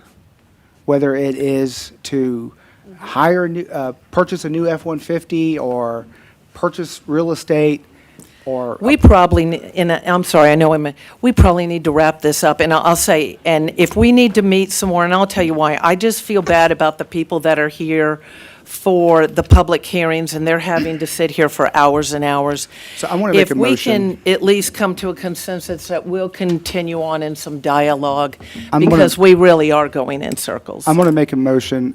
My concern is that, before I make the motion, my concern is that hiring a consultant to search for a city manager in our current situation would be a futile use of taxpayer funds, especially if that manager would be hired, as Attorney Smith has noted, under the current charter, and that would be the terms of that person's agreement, even if we eventually do change the charter.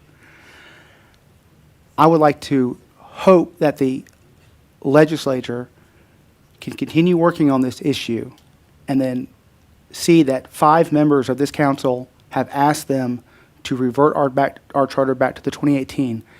Therefore, I'm going to ask that this item be tabled to the March regular session. I'll second. We have a motion and a second. All in favor? Any opposed? That is unanimous. All right, we're going to move on to community development.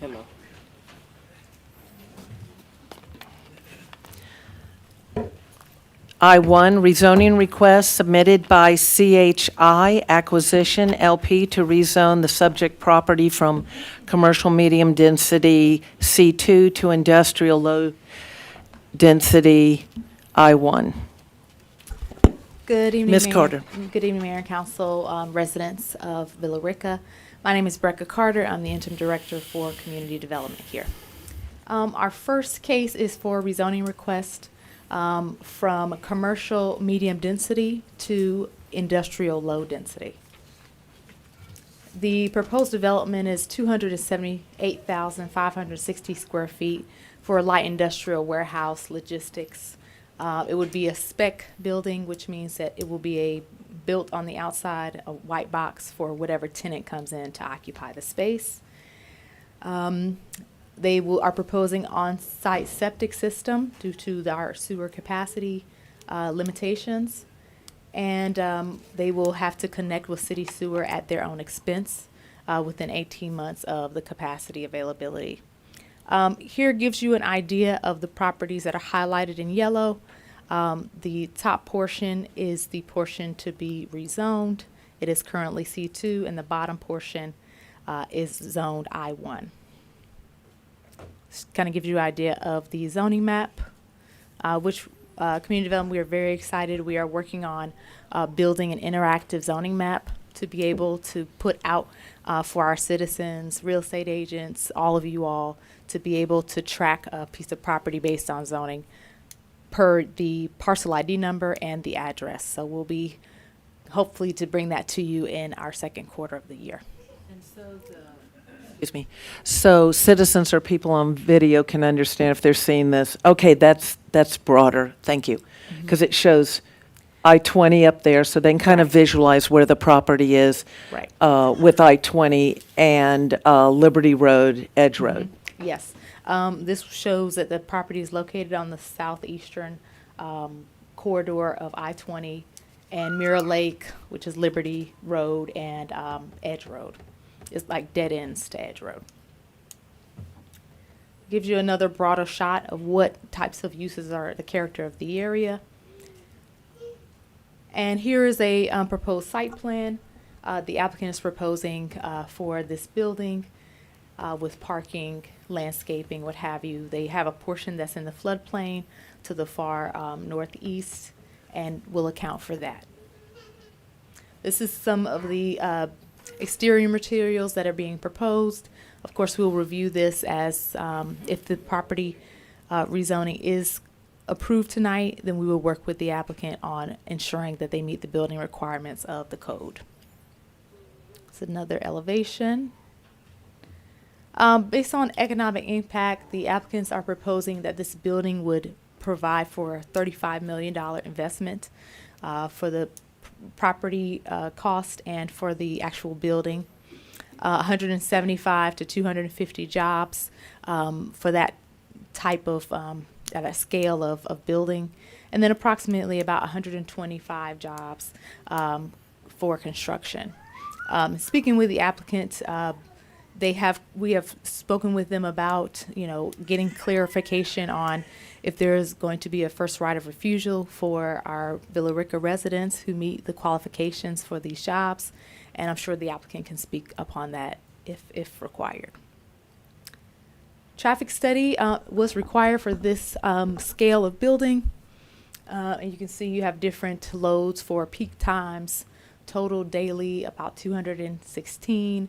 For the total itself, about 336 for the day.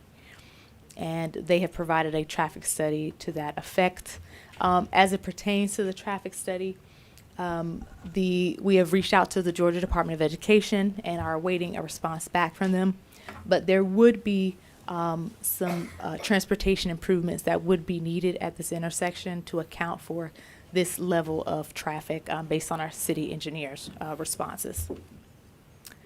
As far as the comprehensive land use plan, it does meet the requirements for a gateway supporting employment generating or logistics oriented uses. And the rezoning is consistent with the industrial nature of that corridor, and it is consistent with the comprehensive plan.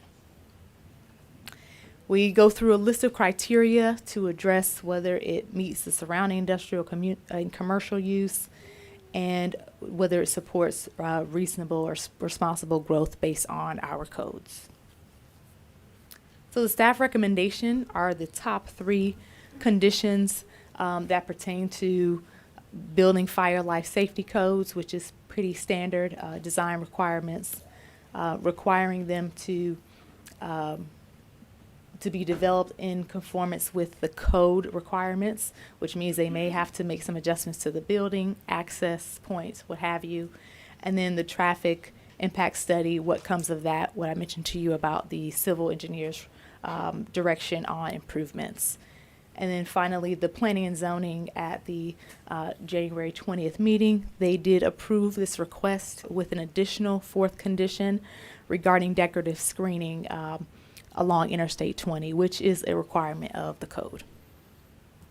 And that concludes my presentation.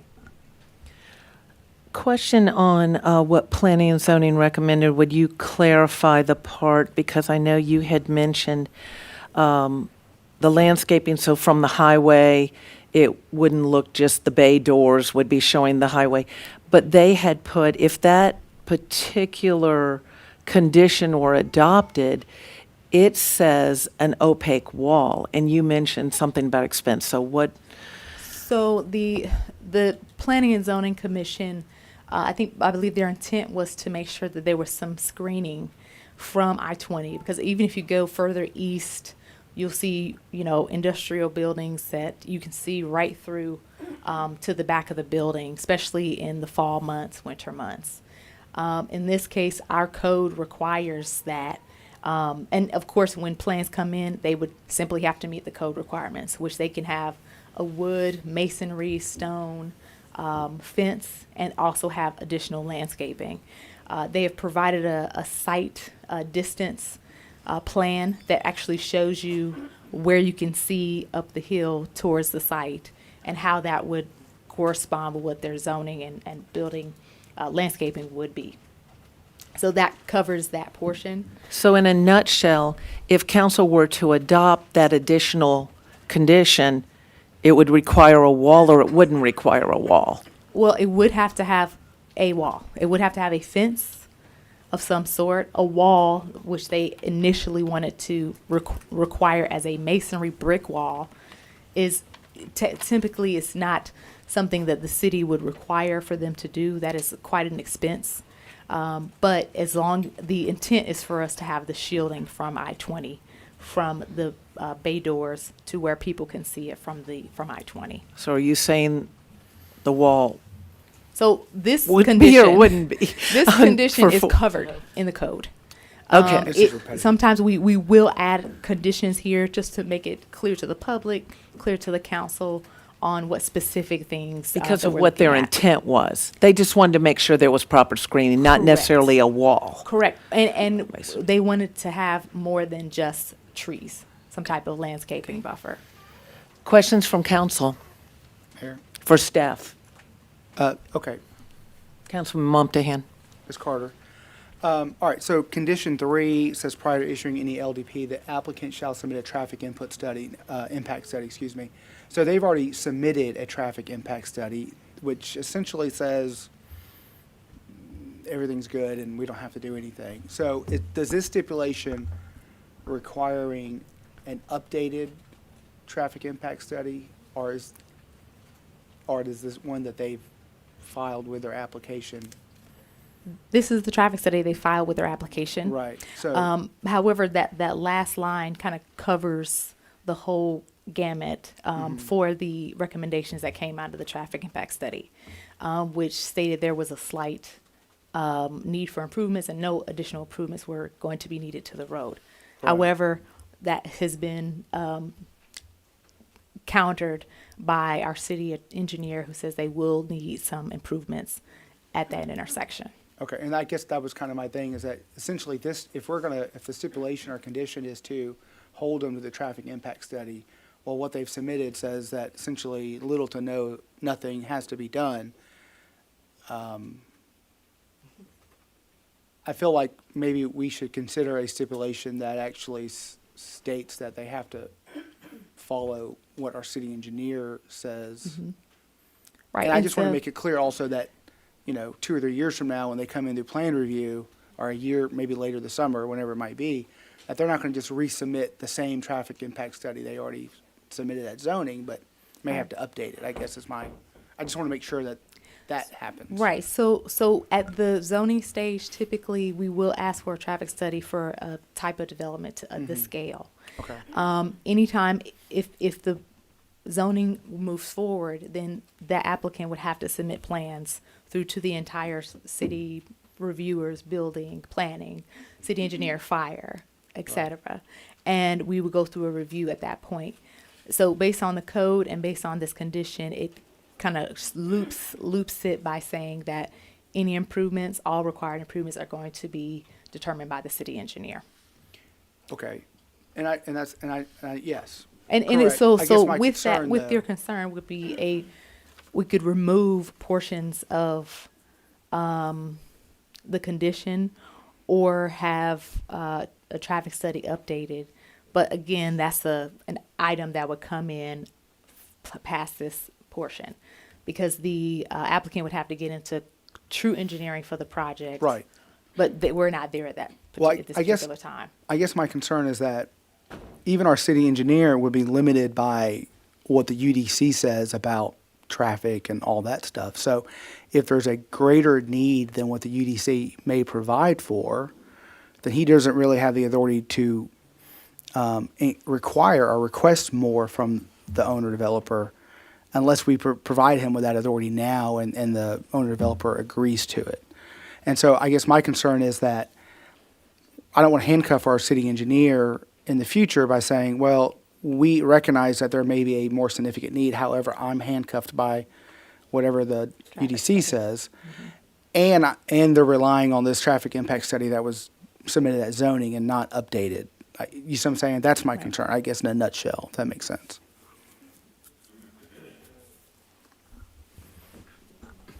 With it being that close to 20, sometimes GDOT is more involved. Will they have some say about what they so require we have there? submitted the site plan, the traffic impact study to GDOT. Their right of way comes up almost to the intersection. You can see it on the site plan where it's squared off with the right there. So if you see the green dot where the rectangle is going towards I-20, that should be GDOT right of way. It's different from the rest of the road. But anyway, so yes, we are getting GDOT to look at the traffic study and the intersection, more particularly that left turn, southbound left turn, and then we'll look at the northbound right turn and, the entire intersection as well. So I can't say at this time what actually would be required, but yes, ma'am. Councilman Conte. How will this, I'm trying to understand, you guys are requesting for rezoning from commercial to light industrial. Explain that, please, further. What is the true purpose of, why does it need to be switched from commercial to light industrial, especially in an area where we have communities with beautiful homes? Based on the zoning ordinance, in order to have a use for a warehouse or any type of logistics building, it can only be done under the industrial classification for zoning. They cannot do it under the C2 zoning. Okay. Did, and you could probably answer this, Rica, or the gentleman, was the appreciation of the homes, value of those homes, looked upon, assessed pertaining to this warehouse if we switch it to light industrial? We may have to talk with the applicant to see what research they have done in that regard. But they actually have the opportunity to come up and answer any questions that you all might have. I'm going to hold my questions. Thank you, Rica. How does it fit in with our comprehensive plan? It meets the comprehensive plan because these types of uses, though they can come in different forms, sizes, what have you. The ordinance and the comprehensive plan show that these uses are better suited at interstate interchanges versus on smaller roads, local roads, collector roads. And that was the basis for staff's approval. So they'd be right off 20 and not having to drive through, maybe past neighborhoods or whatever, because their location right there on the highway, which isn't the best place probably to own a home, right, because of the traffic noise or whatever. Right. Okay, It's, so it's right where Edge Road and Liberty Road dead ends into the Chevron. It's just south of that. And the type of business that zoning, other businesses operating around it, does it fit in with what's around it? Yes, the corridor along Liberty Road is pretty much completely residential. Edge Road is a different story. Once you pass the Peach State trucking, you got flex storage and a few other industrial uses on that south side. And That's what I was going to ask you, Rica. How does that affect? well, what we look at is the character of the area in the immediate vicinity.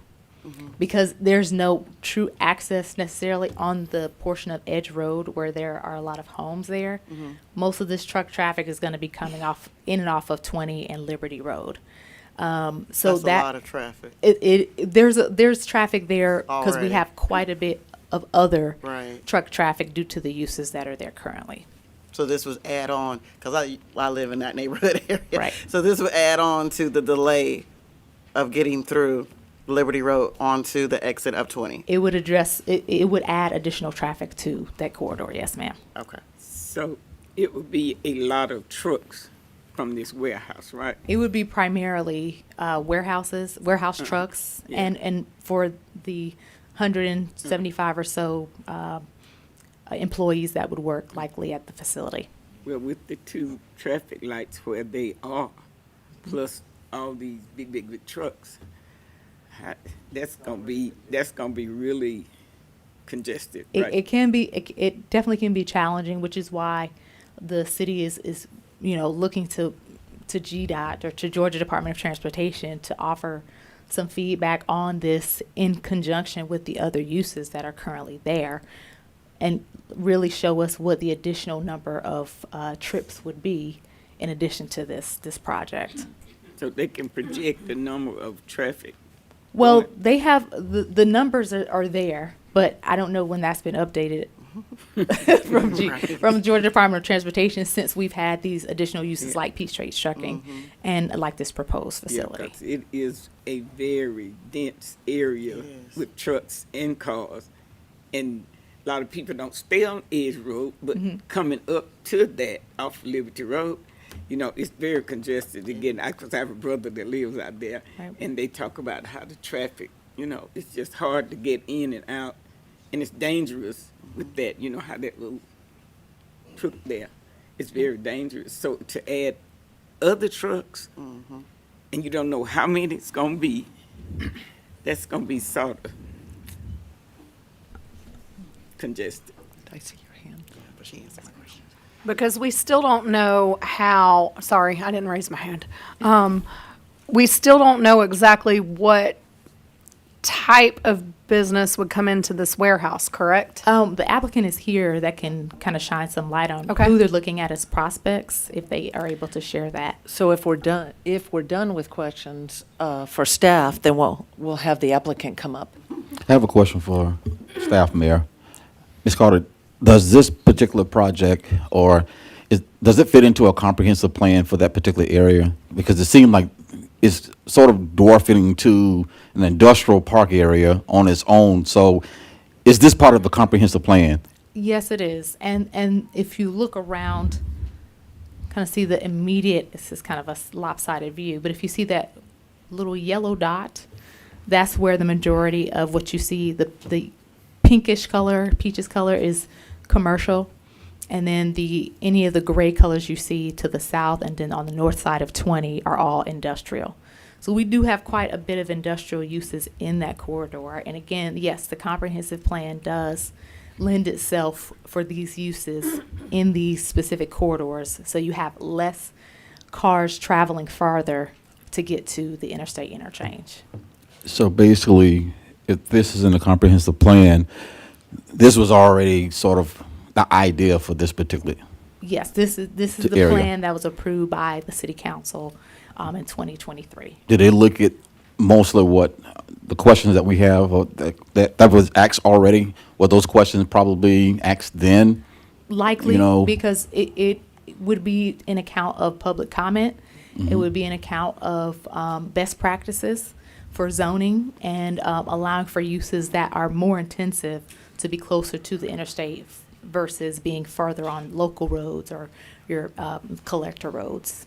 So if we continue down this particular path in that area, would there be any type of road or utility improvements needed? And if so, have you all addressed, how would you address that? There will most likely be road improvements just based on the city engineer's requirements. We would work with Georgia Department of Transportation for them to offer some additional information and guidance. Because, of course, whenever we have the study that the applicant's done, we have the any requirements from GDOT, and then what they can tell us what the new traffic counts are now with the new Peach State Trucking project on the property just adjacent to this. Thank you, Ms. Carter. So it can be a balance between needing to upgrade some things along with the fact that we can do economic development through commercial, right? And it seems like something that wouldn't require a lot of water and sewer. And maybe we have jobs where people can work here instead of going elsewhere, and you keep that economic development here. So it is helpful as far as keeping property taxes down if you can have good commercial development. We don't have another industrial area. Councilman Momtahan, you're on VRDA, but I know we're limited in what we can put out in our industrial park, the property that's left there. So there's the balance between wanting to do the traffic study and that, and at the same time looking at some advantages economically and jobs, that type of thing. But yes, Councilman Warmoth. Can you pull back up or pull the map back up for me? So you'd mentioned that surrounding parcels were industrial, but this shows, So the property in question you'll see is highlighted in the green outline. That's the property that's being proposed for industrial. The portion that says I-1 is already zoned for industrial and allows for warehouses today. so everything underneath on this map is industrial already. Correct. Yes, ma'am. And then right across the street, everything is commercial. Commercial, yes, but Peach State Trucking is a high-intensive commercial Right. use, which lends itself to industrial space as well.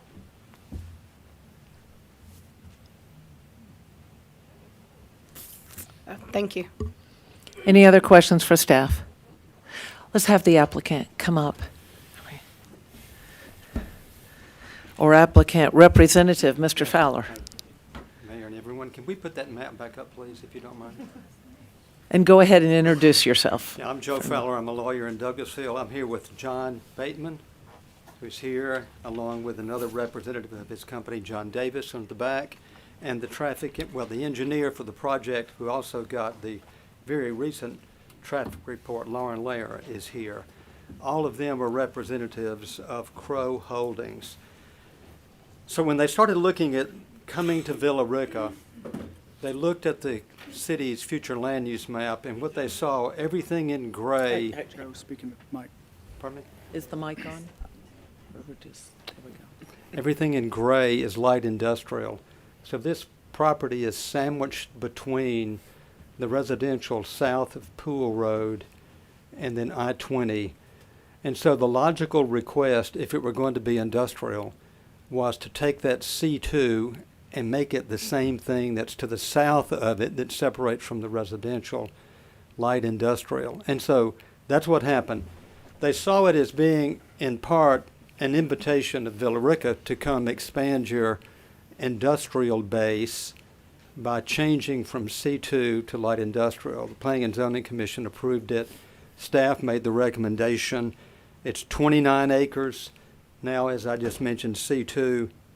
The request is to be light industrial, which is what your ordinance requires for this type use. It's just under 280,000 square feet. It'll have an on-site interim septic system, but will be replaced with sewer once, in God's providence, sewer comes to that area.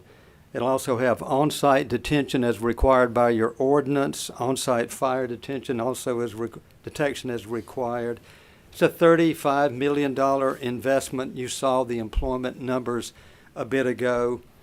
The comprehensive plan, that is what you see there illustrated, is precisely why they're here. When we spoke with staff, there was a question raised about local hiring, and we'll put into the record this statement.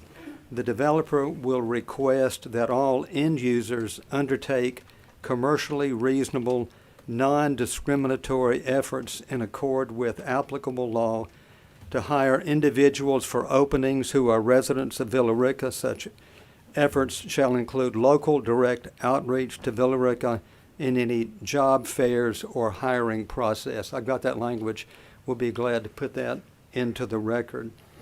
I will note with respect to the traffic study that we saw from Mr. Teal earlier, and what he indicated is these words: the southbound left turn lane holds 150 linear feet of vehicle storage. So that means when trucks get off of the interstate, they'll be turning south to go down to the green dot that you see on the map before you. There is 150 linear feet of storage there. I don't believe from Mark's report there was any requirement made to change that. And the traffic study that was done very recently, a couple of weeks ago, it's not an old study, Councilmember Montmahan, it's a recent study, and the traffic counts there suggest that that type of storage is permitted for the southbound turning. Now, the people that will be working there will come from whatever direction, but the trucks that will come and go will not come up Liberty Road. They will come out and turn right to get to the interstate, to go either west or east. There was a suggestion made in Mark's report that the northbound decel lane is inadequate for the site.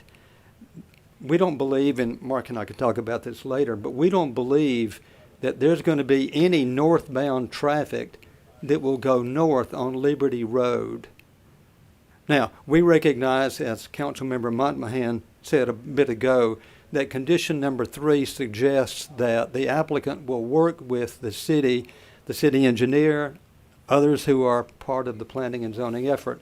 We'll work with them with respect to what may be necessary as requested by the city.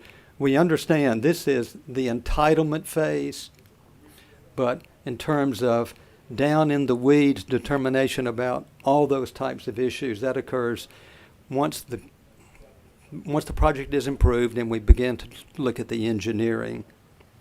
So I read about the hiring conditions, about the issue of screening that was mentioned. We are wholeheartedly in favor of conditions 1, 2, and 3. With respect to the issue of screening, the 4th condition, we would simply ask that you use what the city code requires. I can't remember the number. It seems like it's 120, but that was discussed at the planning and zoning meeting, and what evolved as a part of the discussion was that there had to be an opaque wall. What we did in response to what planning and zoning said was to have Lauren do a line of sight study that's available.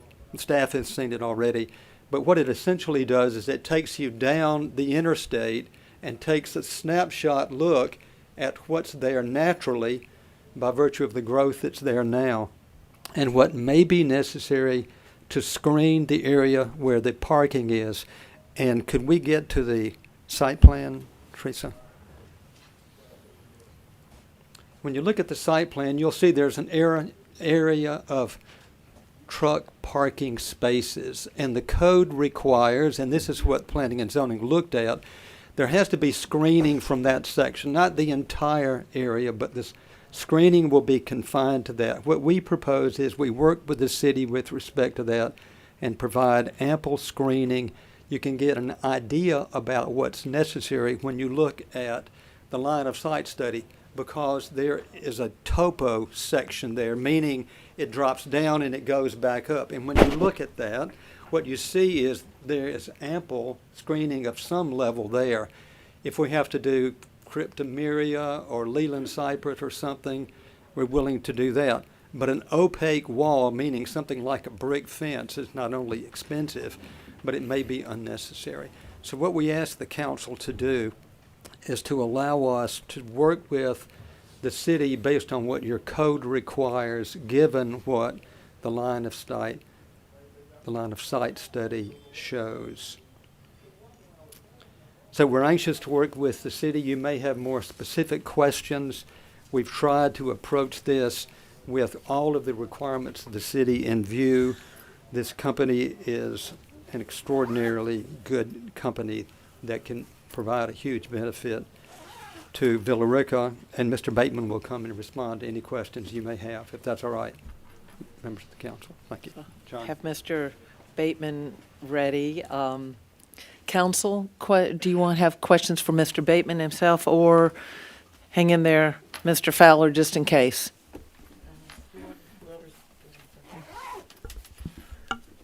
Do you have any presentation? I was going to save my time for rebuttal responding to in any case there questions, was. but I'm Okay. John Bateman. I'm with Crow Holdings Industrial, 3715 Northside Parkway, located in Atlanta.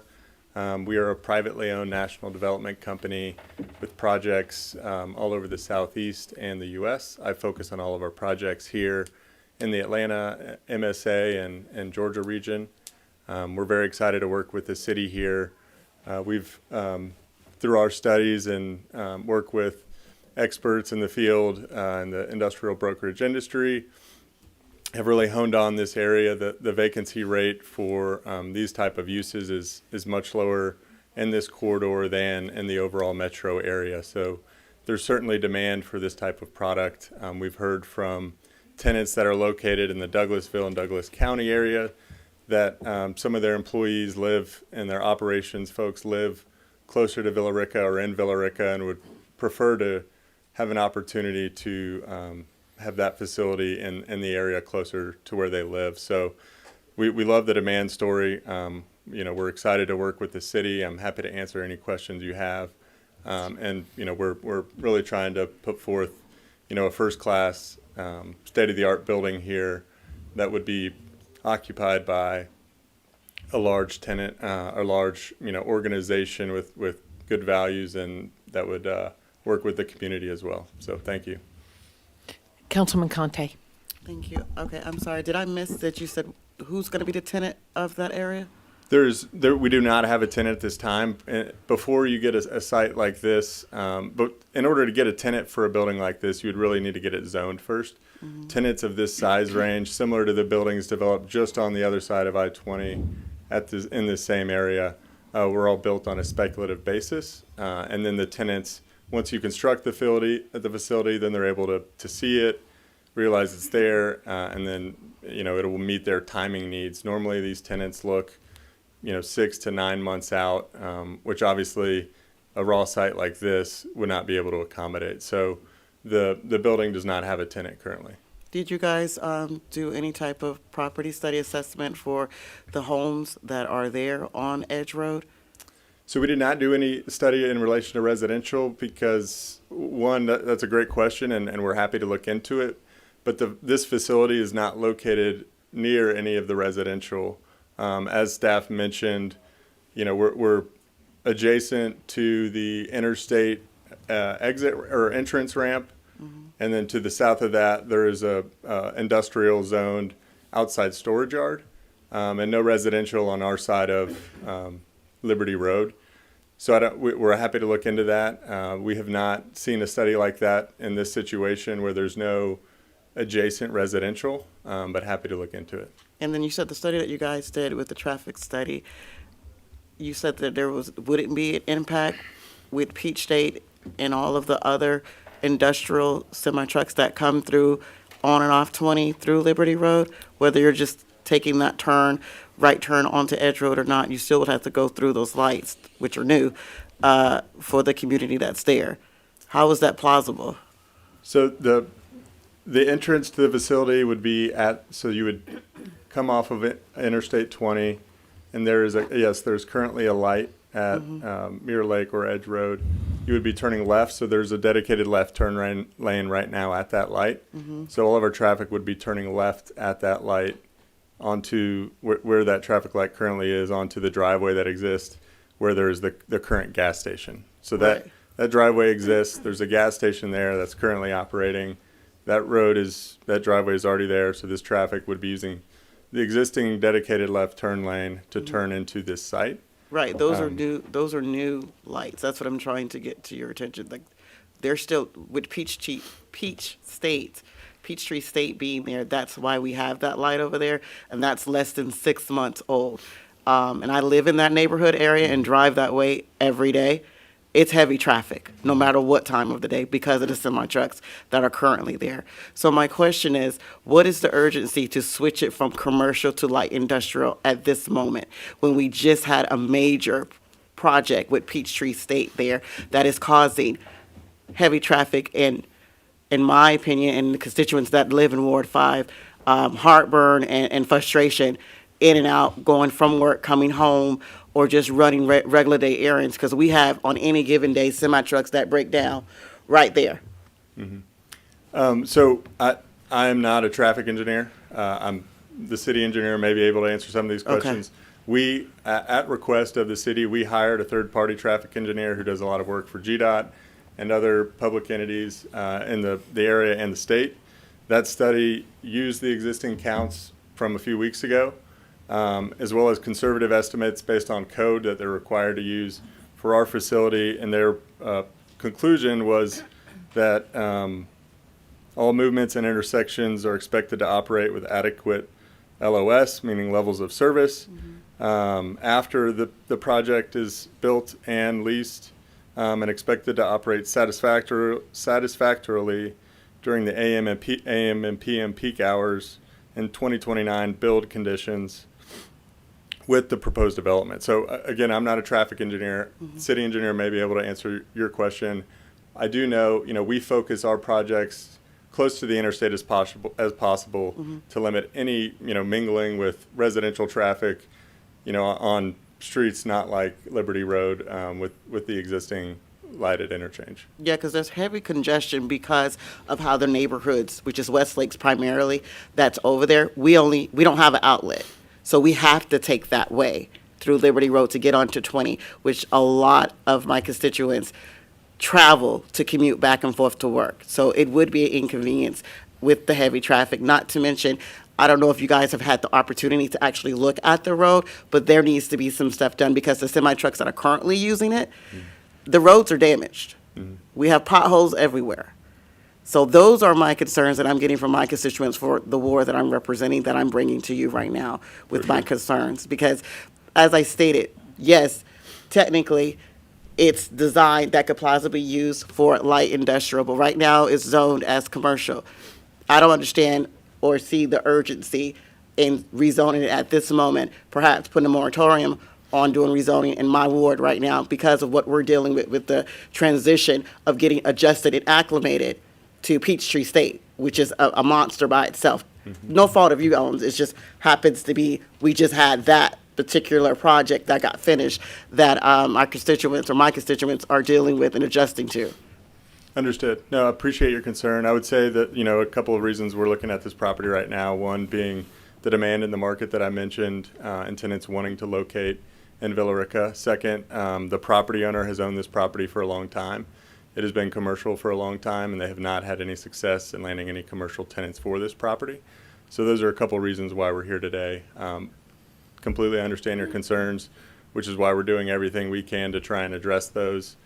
We do not want a road beat up leading into our, brand new $35 million project. So that is something that we would certainly be interested in repaving. It would do us no good to not have a nice road and entrance to this project. We're retaining the commercial land at the front. We decided not to rezone that portion to light industrial, which is just north, sorry, I ran out of water a long time ago. It's just north of that driveway. That portion of the property will remain commercial. And the only other thing I would add, again, I'm not a traffic engineer, but if you ask one, commercial uses have a much higher traffic intensity than a light industrial does, just based on, historic counts, the type of use. So in essence, the industrial zoning that we're proposing for part of the site, again, part of the site is already zoned industrial, but part of the site that is commercial, if you ask a traffic engineer, would produce less traffic counts than a commercial use on that site.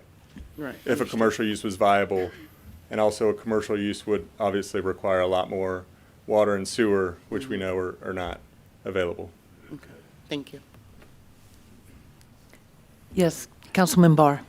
You wanna go? Okay, thanks. Just a quick question. You mentioned that you were having a hard time trying to find commercial tenants for this particular project. What was some of the feedback that you received, why they were not interested? I do not represent the property owner, so I cannot answer that. Okay. Maybe Mr. Koo can, who I believe represents the property owner, is here. But the reasons that, listen, we have a commercial division within our company. We have an office division. We have a multifamily residential division. Having a commercial facility building that borders between an industrial storage yard or outside storage yard and then the interstate just is not very appealing. So I imagine that's why it's been vacant for so long in the commercial use. Councilman Montahan. Considering that staff is still waiting for feedback from GDOT, do you have any issue with perhaps delaying this until the next meeting when perhaps they'll have feedback from GDOT at that time?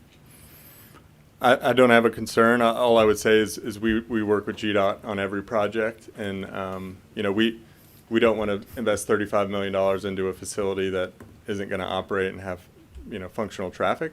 I'm happy to entertain that, but I would also say if there's a condition that we'd be required to work with GDOT and city engineer, that's what we plan to do anyway and would do on any project. Mm-hmm. So that's what I would. Thanks. Thanks. Councilman Wormuth. So you mentioned that you were having a difficult time finding someone to come in for commercial. Do you have any potential tenants that are industrial? We know of tenants that are looking in the area, but until this property, the tenants in light industrial, they do not pursue buildings until they can at least see them or at the very least know that they're zoned for their use. So we do not have a tenant for this facility, but we know due to the market dynamics, speaking with the experts in the area, the Villa Rica vacancy rate, like I mentioned, is much lower than anywhere else in Atlanta. So we're confident that we will be able to attract a tenant to this building, just as the buildings on the north side of the interstate have leased to first-class tenants. But we do not have a tenant for this building at this time.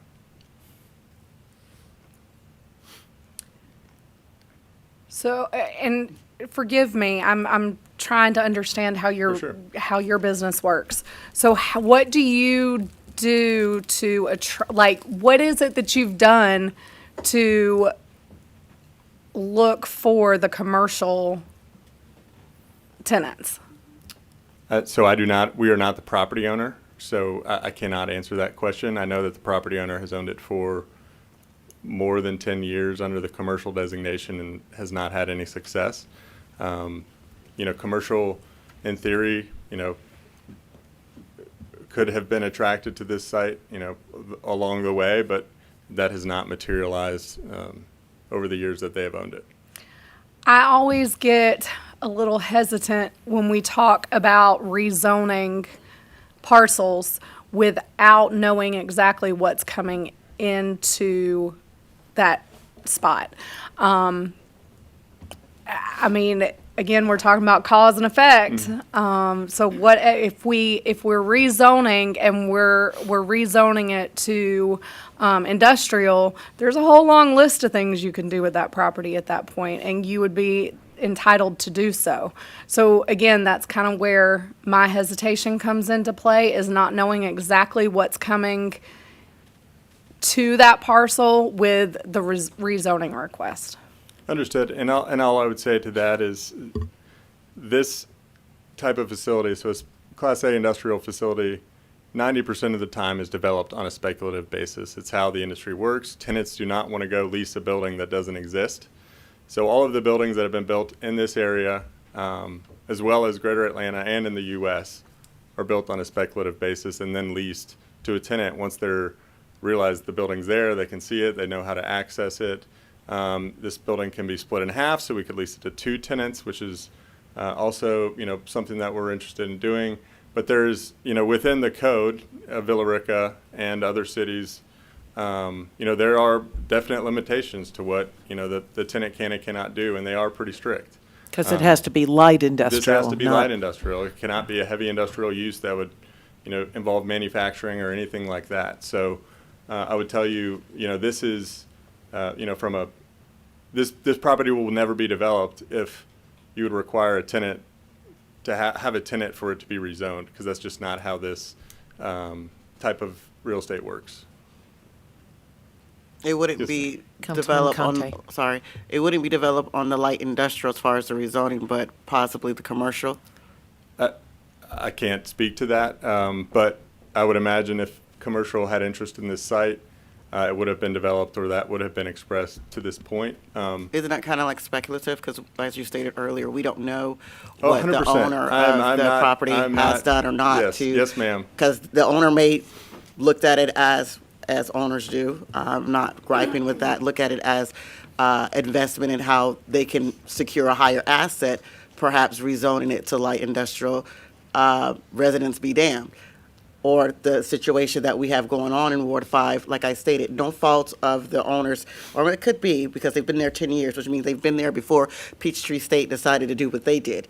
That caused, as Councilwoman stated, that caused a cause and effects for my community in my ward, and it's not a positive one pertaining to what we're experiencing less than 6 months of them being built.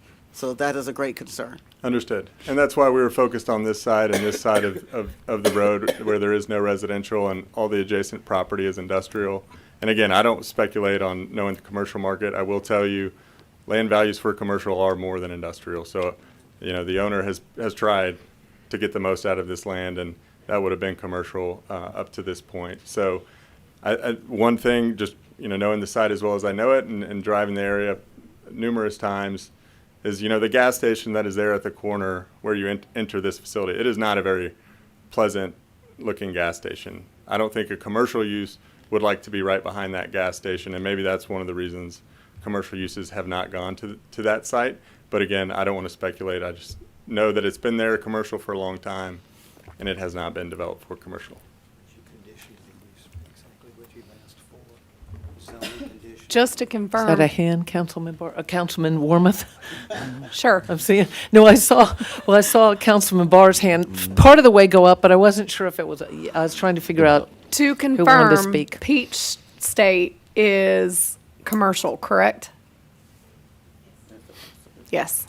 Okay, thank you. Yes, Peach State Trucking is zoned C2. It was in place prior to my coming to the city.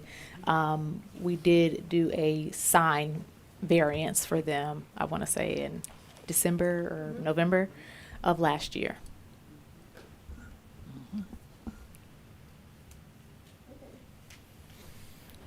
Just want to, we probably do need to move into the public hearing portion of this, so. Right, we're going to move into the public hearing. There's 10 minutes allowed on both sides, and whatever time is left, I don't know if the presenter has some time left to answer what might come up. So let's go ahead with, is there anyone that would like to speak against this particular rezoning? Please limit your comments, because there's a total of 10 minutes, so anybody else that wants to speak. So we try to keep it definitely less than 3 so other people can Understood. have an Thank you. opportunity. Thank you, ma'am. So my comments, as I listened throughout this entire night, I'm concerned with the conversation that we have had. We are a city that we can't decide on spending $20,000+ on whether to hire a firm or not. I'm so sorry to And interrupt so you, but. I'm leading Yeah, into that. Yeah, the comments And have to be to so, the hearing. Yes, ma'am. As a taxpayer that is near the area that we're talking about, more development in an already congested area, I'm highly concerned. One of the things that Peach State Trucking is there, all of the comments that I'm saying we've already heard before. What I'm asking the city to do for once is just consider the residents first, right? Consider the impact of this brand new traffic light that we just put up, we said 6 months ago, and the impact that it's having. For me to come from Atlanta, and the company talked about hiring individuals to work right in Villa Rica, and we don't even know who's coming there. We don't have job descriptions. You can't just arbitrarily say that you're going to hire individuals without knowing what you're going to put there. So I'm saying all of these factors to make sure that they are taken into consideration while we're waving around $35 million projects over the head of the residents in that area. Thank you.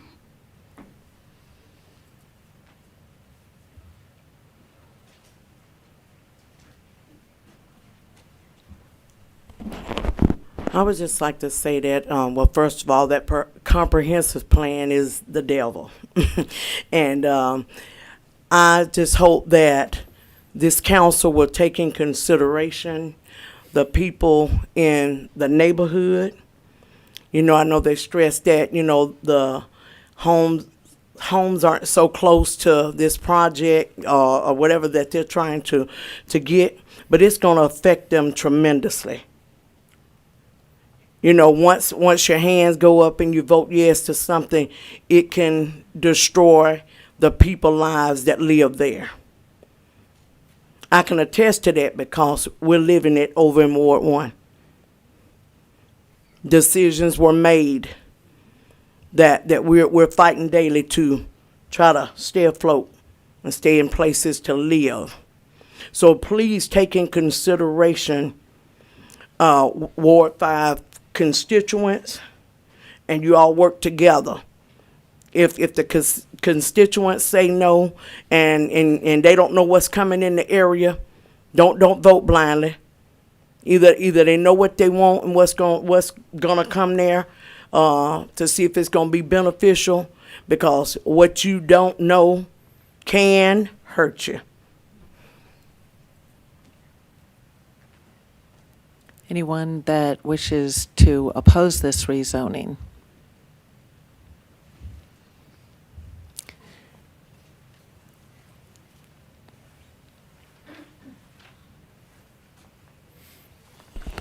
Man, I had to get up and come up here tonight. I hear a lot of talk up here about this thing with the $35 million and all that.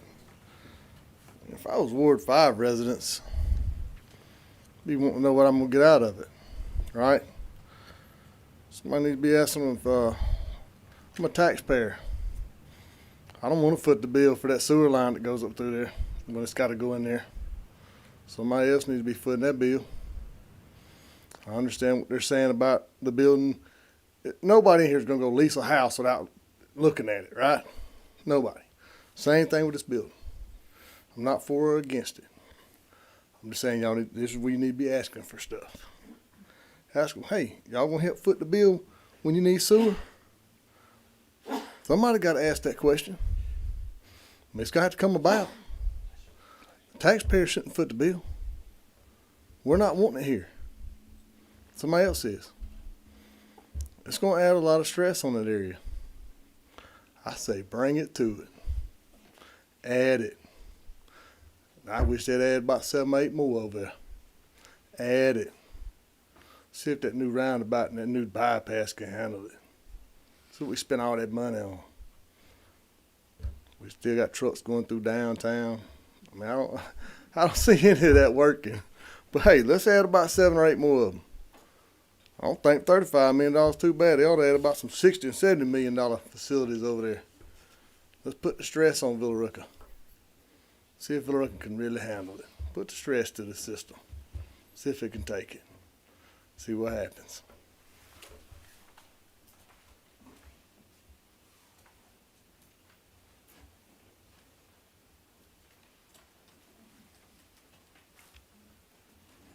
Is there anyone that would like to speak in favor of the rezoning?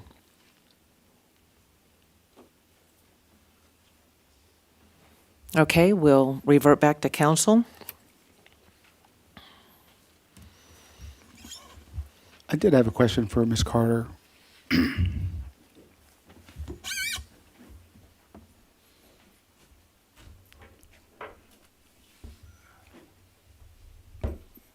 Ms. Carter, I do recall, I believe I recall you stating that for the time being, this project is proposed to be on septic, but they would have to connect with the sewer at some point once the capacity issues are resolved.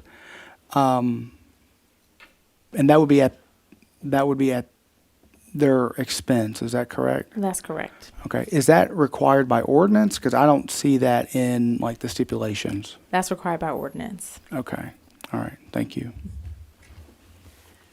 Ms. Carter, what was the vote with planning and zoning on this item? They voted for approval with the additional fourth condition that you'll see here regarding the decorative screening.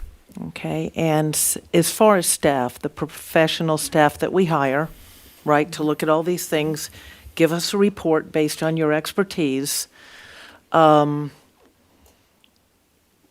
all was involved in the staff that looked at this? City engineer, you, planning and zoning? All parties, any new rezonings that come in, we send through all of our teams, because especially if it requires any level of traffic study, we always send it through our engineer to review and provide some information, because third-party traffic studies come from consultants who are paid to provide a report for their client. So we will always verify the information, and if we do not feel that it aligns, then we will go the step further and try to ensure we reach out to Georgia Department of Transportation, which we have, and ensure that our engineer has provided some input as well. So after y'all did this, were y'all in agreement that you would recommend approval? Were y'all in agreement on that? We didn't have that conversation. The conversation with the city engineer was regarding the traffic improvements. Okay. The request before you all tonight is only singularly regarding the zoning of the property. Okay. Do you believe this use is appropriate at that location? Okay. Thank you. Yes, Councilman Conte. And Rica, we could always come back if we vote this down later down the road, if they present later, perhaps. Yes, you have the option to table this request. I think it was brought up earlier in the case with Councilman Montahan regarding comments from Georgia Department of Transportation regarding the traffic counts and what they would propose as recommended improvements to that corridor. Okay, so either table it or just vote it down. That You would be an have option. either you can approve it. Getting You clarity. can approve it. Approve Getting it with clarity. conditions. Right. Approve it without conditions. Deny it. Table it. So you have all those options. I hope I covered it. On the Okay. other side. Thank you. Of course. Councilman But Montahan. if it's denied, then the applicant has to wait 1 year before they can reapply. Correct? That is okay, 1 correct. year. If it is denied, yes, correct, Councilman Motham. If the council votes down this request as a denial, then the applicant has to come back, and he cannot come out before a year to reapply. Okay, thank you for the clarity. Yes, ma'am. Thank you, Matthew. Ms. Carter, so tonight action, if we're voting to approve or deny, then from my understanding is that at this point, will that just be just the rezoning?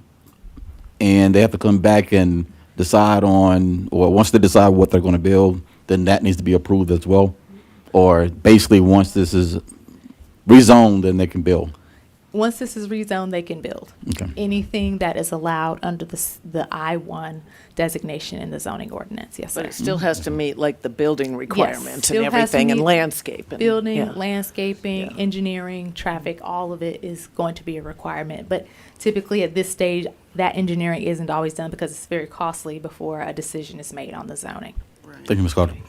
And just to, one of the staff recommendations is that any building should be in conformance with the site plan that you've seen. So it would be approval of, in essence, what has been before you.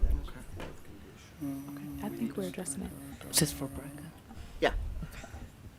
I think I forgot my question. Jesus. So, condition number 2, and speaking with Mr. Fowler, Attorney Fowler, it does address that the subject property shall be developed in substantial conformance with the conceptual site plan that's provided, which is for that 278,000 plus square foot building dated December 1st, which is what you have seen on the screen and in your packets, as submitted with the application. Any deviation from that approved site plan layout would require the review and approval by community development. Now, this doesn't speak necessarily to the use, it speaks to the design. So if the applicant is stating that they are looking to only do a logistics warehouse type of building, that would be appropriate for Like them. with the docks?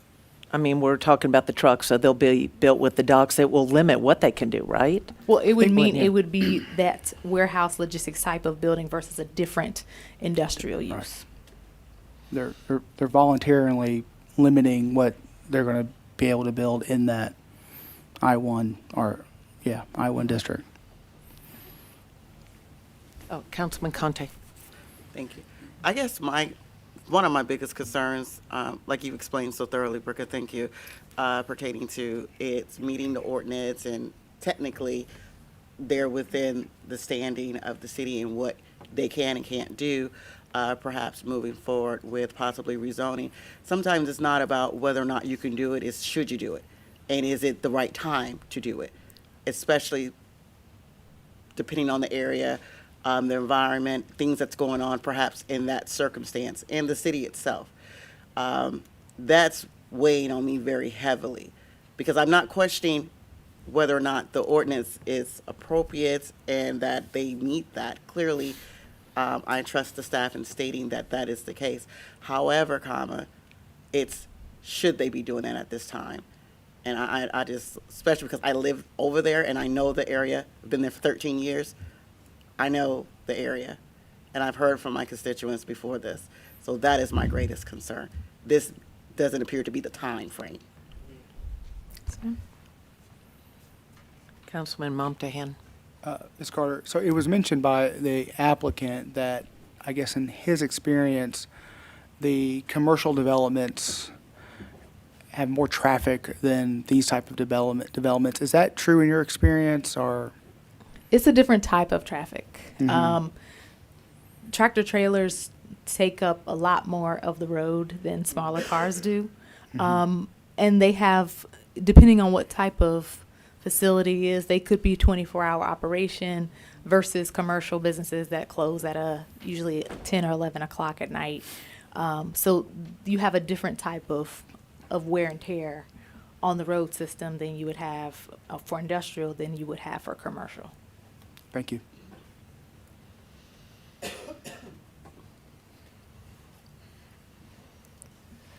The one thing that we need to take into consideration when we're working on economic development, obviously, we want to take care of our city and our residents, which is why traffic studies, comprehensive plans are put together with input from citizens. So that's future land use. When we do those comprehensive plans, it requires citizen input. We are going to have a hard time trying to attract good economic development if it's extremely costly for them. Time is money too for a small business owner downtown. If they get held up getting a sign or getting approval for their business, even in our downtown area, that can be costly. We may have if they meet all our requirements and we can work out things with traffic and we can take care of, if they have limited water and sewer, good commercial and development helps keep our property taxes down. Because especially if they bring, Peach State is wonderful. I mean, they will take care of a whole lot of people's taxpayer money. When you think of what they bring in, means you don't need as much property tax money to take care of the things you need for your roads. And it has to be weighted, right? It has to be weighted because there can be a downside. But if we make it hard for business people to come here, and we've been told, Chamber of Commerce and the people we've dealt with for me, it's, I don't know, well over a decade. If we make it really hard for them, other business people are not going to want to come to Villa Rica. And that's not saying a yay or nay. It's just a fact that we have to take into consideration, because I've been to too many economic development meetings with the chamber on both sides of the counties and what they're doing. Douglas County, Carroll tomorrow. What's it called on the Douglas County side? Okay. Elevate Douglas. And, trying to take some of the advice from them, remembering why we have a planning and zoning advisory commission. There's a reason we have them, the reason we have staff to look at these things. We do have to watch out for our citizens. Right now, we need to emphasize things that don't require a lot of water and sewer, right? So you can get the taxpayer dollars for it without having to supply as much services. And commercial, not necessarily this one, but various commercial, don't require as many services from us. Police department, emergency services, and all that. So they take the pressure off sometimes the expenditures of the government while they're bringing in the taxpayer dollars, compared to when you build 1,000 rooftops. Citizens require a lot of services of the city individually for each house. I don't care if it's animal control.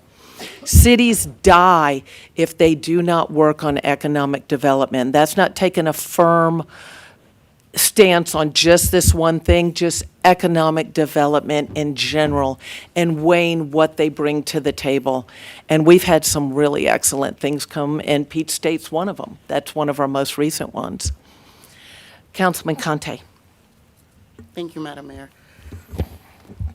As a business owner myself, I'm not disregarding what you're stating, because my business is a member of all three chambers, Douglas County, Paulding, and Carroll County. However, it's already rezoned as commercial. So if we were to rezone it, or excuse me, zoned as commercial, if we were to rezone it as light industrial, there should be a buy-in throughout the community, especially in that area that is part residential, even though the warehouse and those particular trucks may not go directly through there. They're going to be impacted. Not to mention, there comes taxpayer dollars, as well as we don't know what's going to be built there. And yes, you state, because you live on the other side across the 20 from Peach State Trucking. I live where Peach State Trucking Right. is. It's so still our it's, city. it's great that it's there and people like it, but when those particular, myself included, individuals that live in the city and actually have to deal with it on a day-in basis all the time, it's not always so great. It's not always convenient, and it's definitely not something that a lot of my constituents knew about prior. But I had no control over that because I wasn't council, so that's neither here nor there. But that's a comment and a statement that has been going on in Ward 5 on how did we not know Peach State was coming? And it impacting us like this, because it has impacted us in a great way. So it's great that a lot of the city who don't live in that area loves it, but I'm speaking for the people that lives in that little nook that have to deal with Peach State every day. Well, the good thing about them, and I know we're going to get off topic here, is that it is repair and sale. So it has the limited truck traffic compared to really the truck stop. But anyway, that's a different subject. You're awesome, Britta. And there is a reason we have a planning, appoint them, we appoint those planning and zoning people. They are our representatives to look at these things.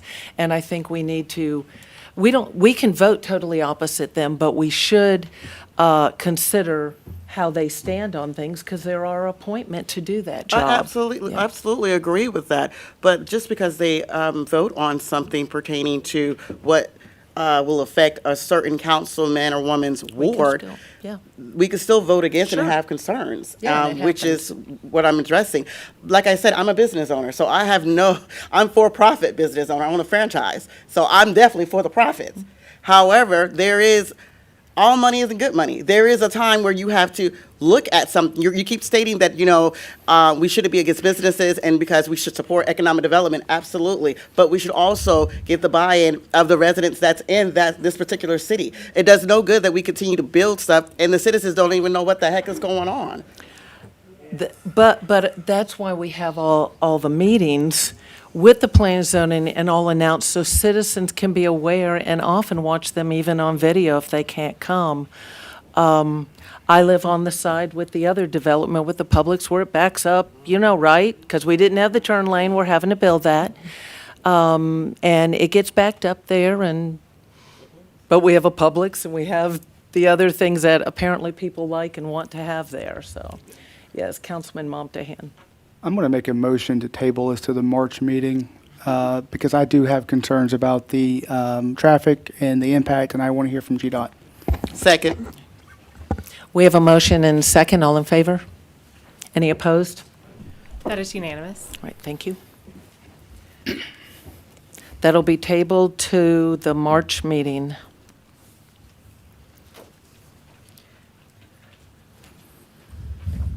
Right, item 2 is a variance request by Prime Construction for a reduction in the required minimum parking lot landscape buffers. This will also require a public hearing. Okay, yes, this variance before you tonight is a property that is already currently zoned low-density commercial. It's 1.25 acres just north of Edge Road, currently vacant. And they are proposing 2 5,000 square foot buildings for construction offices, HVAC, all internal to the site. The 2 properties, which will remain 2 parcels, will share interparcel connectivity and other services on the property. Here's a site plan that shows you an idea of where the buildings will be located. To the south is Edge Road, to the north is I-20, and they will not have any bay doors on the rear of the building. They will just have to be required to meet any regular landscaping per the code. This variance is before you because currently, if you see the hatched marks along Edge Road, that is where the 20-foot landscape buffer is required.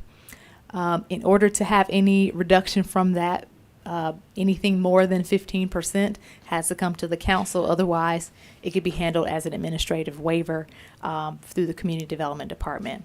And they are requesting for a reduction from 20 feet to 16 feet in one particular area. This shows landscaping that's proposed on the property, which they are able to meet. And here's just an idea of what they would propose that the building resemble. Of course, they have to meet code requirements in regard to exterior building materials, height, what have you. And based on this property, there is some misalignment in the parcels. And I'll go to the next, go back so you can kind of see. So you'll see at the southwestern portion, there's a portion of where you see those 5 circles. Those are proposed trees, large trees on the property. There's a portion just south of that, which is right-of-way that they no longer own.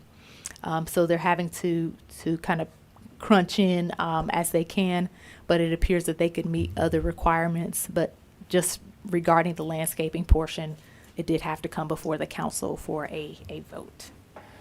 Staff has recommended approval with the conditions before you. It was also recommended for approval by the Planning Commission at the January 20th meeting.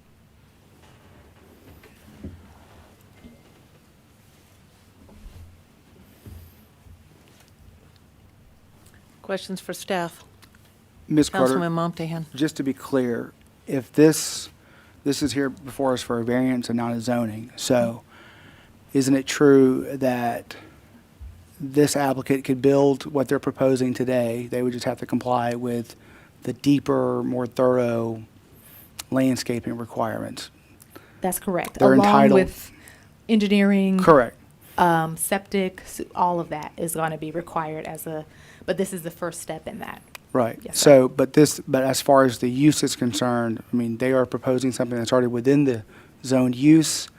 They Correct. could have built this if they wanted to, without ever submitting an application to the council. Correct. They would just have to comply with everything. Yes, But that's correct. they're asking us to vary from that. Okay, thank you, ma'am. Yes, sir. Any other questions for staff? Ms. Carter, one quick Councilman question. Barr. Thank you. Did I read somewhere there was something mentioned about a hardship? If there was a hardship claim? Yes, What is that? whenever part of the analysis addresses are there hardships or things that are going on their property that could prohibit them from meeting the current code, meaning that's full 20-foot of landscape strip versus the 16 they're asking for. And the code does make allowances for that. It does say that if there is a perceived hardship that is not self-imposed, then staff is free to make that approval for this particular request. Thank you. Councilman Montahan. So I'll just ask the next, I guess, what could be the next question? So it's my understanding that their hardship is that because of the loss of right-of-way on the site plan, that they couldn't comply. Is that correct? Yes, they're having to shift the buildings a little bit so that they can have that parallel interparcel connectivity between the two lots. I'll go Okay. back here. Yeah, it's just a little bit better. This here is essentially the issue. It's gone, correct? yes, Right, and yes. so, sorry, without falling. So I guess, but for that missing piece of what I guess was their property at one time, they would be able to comply, but Yes, they should have, Okay. they would have been able to do so, yes, and still maintain the parking that they're required to have, the distance for the fire lane, those types of things. okay, thank you, ma'am. Any other questions for staff? Does the applicant wish to give a presentation or answer questions, be available for questions?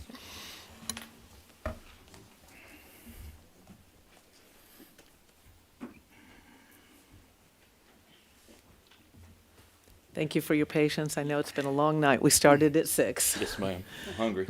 And y'all probably have to yeah. go back to work tomorrow. Right. Yes, ma'am. Like she said, everything's actually already been approved. We've got our septic tank approved, all that stuff on that southwest corner. For some reason, down that corridor, the right-of-way shifts to the north, and it's just messed up there. Everything is in compliance. We have the same exact trees, the same landscaping buffer. Everything meets ordinance 100%, and it's actually already been improved. But that one little area where the right-of-way is, and that's unfortunate. We would love to buy that from the city, and then we can meet all the zoning conditions, but we've been told by staff that that's probably not an issue, or not an option. The other thing I wanted to point out is we meet, and the reason we selected this, John and I both live in Douglas County. We've been here our whole lives. As a matter of fact, we live on Liberty Road, both of us do. So every single parcel down that whole entire northwest side meets these exact same type of buildings. That's why we selected that there. So we did not impact there. We, like we said, we've been in Douglas County our whole lives. Villa Rica, we do all of our work around this area. So we're in compliance with absolutely everything. We just unfortunately did not realize the right-of-way was messed up there. So. Any questions from council? I think we're good. Thank Yes, you. ma'am. Thank you so much.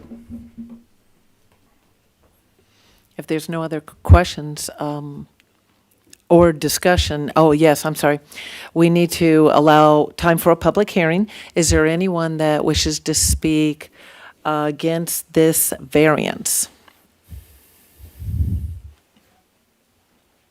So the very first slide that was shown. The mic down just a little. There you go. Short, sorry. Thank you, ma'am.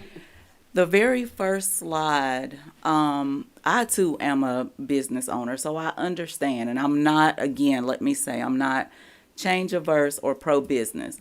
But the very first slide that was shown where this property is going to be built, my driveway comes out in front of that property. Now, we talked a lot about at the end of the road, right? We did not buy this property and spend the last 14, 15 years here with the intent of believing that we were going to be part of an industrial area.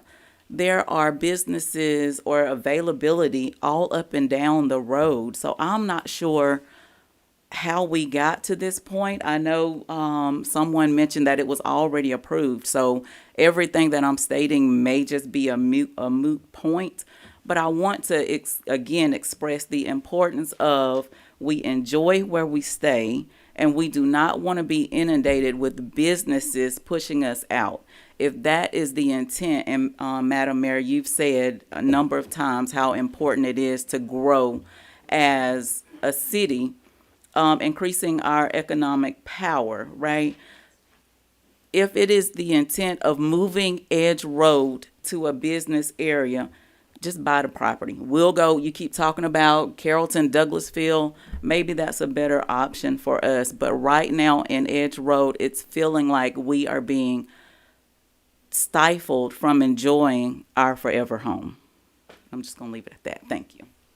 Is there anyone else that wishes to speak in opposition to the, this basically has to do with a variance regarding landscape buffer. That's what we're talking about. Thank you, sir. As concerning a business coming out to an intersecting a residential area, and they keep saying they don't know what's coming to the building. I think they do know what's coming to the building, and they need to answer that. I think it's very important that our council, if you come into Villa Rica, you got to come correct, or we don't need you here. Because our little city's had enough problems with outside business coming in and corrupting this city. And I think they know exactly what they bring into this city. I think they got to be out of their mind to put $35 million into something they don't know what's coming. Mr. Dobbs, that this is the... I understand. Yeah, I understand. this business actually, unlike the $35 million one, this one already has permission to build everything, except they need a variance for the amount of landscape for one part. So I understand that's, exactly yeah. where they're at. Okay, thank you, I say sir. vote no.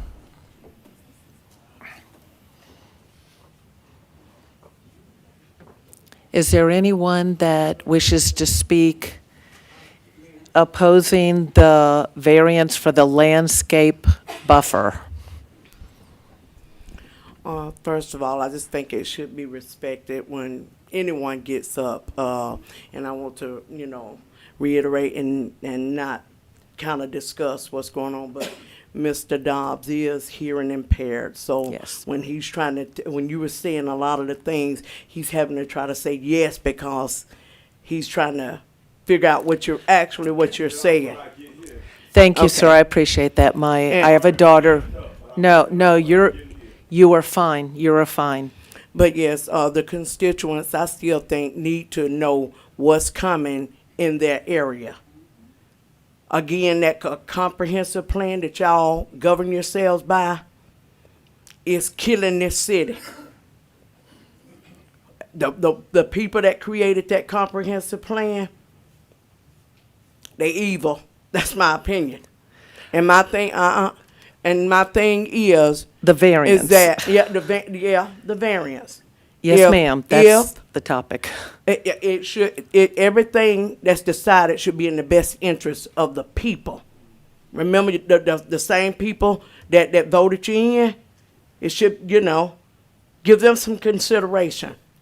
People don't sit and build and pay for their homes and get so close to paying it off, and then here you go because you done sat and made up different ordinances and come up with different plans, and then all of a sudden it's thrown on them. And you can't expect everybody to be at every meeting. So some things go under the radar. Ms. White, So- please address the variance for the landscape. It's required by law. I didn't make up this rule. By law, the hearings are required to address the item. So go ahead and share your thoughts about Okay. whether they should have a Yeah, and variance the or same not with you. If it's on the going to be about the landscape. variance, don't give a lot of scenarios of what you think when you're pushing for something, and that's just out of respect as well. Might not be in your variance, but it's just my opinion.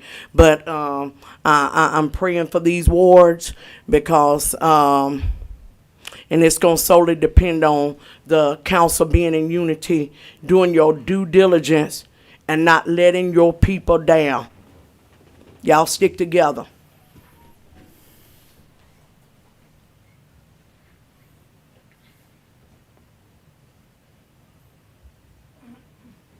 Anyone else that would like to speak in opposition to the variance for landscape?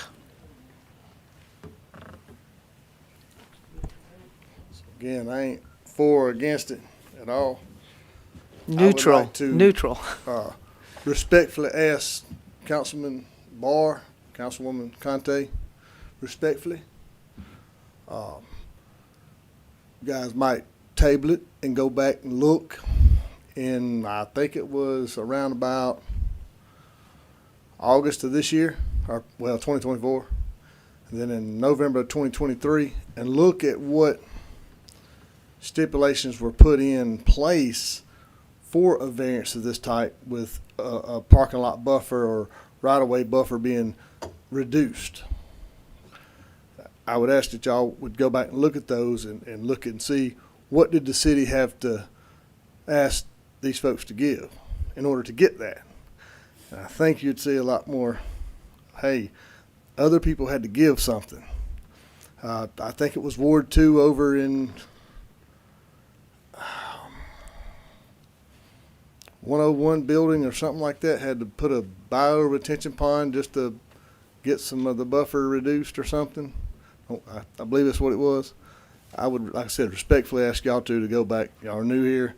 Look at the old meetings and kind of base it upon that, if y'all don't mind. Is there anyone else in the remaining time that wishes to speak in opposition of the landscape variance? Just like my wife just spoken, I stay on the edge road too. And where they talking about putting that at, that's my driveway. And I got grandkids like to play out in the yard when you got a building across the street from my house. I had trucks turn around in my yard from 18-wheeler coming down Edge Road. So y'all want to put all this in over there? It's not right. And I think y'all should take more consideration to your peoples in Villa Rica, especially on Edge Road. That's a lovely place. I got it because I loved it. And I hope I can keep it. But the way y'all going, y'all don't want us to keep it. I'm pretty sure my neighbors, if they was here, they would say the same thing too. But take celebration. Watch us. Watch over us. Just don't put us back, you know. Watch over us. If y'all don't mind. Just to clarify in regard to Mr. Councilman Momtahan's question earlier, they do have the legal right to build the business there based on what our ordinance and our comprehensive plan and what it's already zoned. They have the right to do that. They don't have to come to us to ask us any of that. What they're before us is for the variance with the landscape. They don't have to ask us permission for the building because they're already zoned, kind of like Waffle House could go over down on 78. So that's not something legally we can stop. Amy McCoy here. So my biggest question is the comprehensive plan. Was this the comprehensive plan of 2023 to 2028, or was this a comprehensive plan that was put in 2018? Because what it sounds like to me is you have residents who have been living in a community that wasn't notified of these changes that were coming. And what we're hearing is that you have businesses popping up where, again, the residents are unaware of what's actually coming. So it then goes back into, again, the pattern of behavior of just putting in things despite the demographics of a community just because it's what you want. So I think what I'm hearing is that they've been Ms. asking McCoy, for the answers. variance. Oh, I know exactly Yeah. where we're at. But that's the question that's back to you. When was it changed so that then now there has to be a variance? This is a public hearing I know, time. that's- We I don't- mean, Yeah, we don't you- do okay, question. well, I just- We just follow the You've been policy avoiding every question for a tonight, so public it's all hearing. good. I appreciate your time. Thank you. It's a public hearing for y'all to have your say, just like during public comment.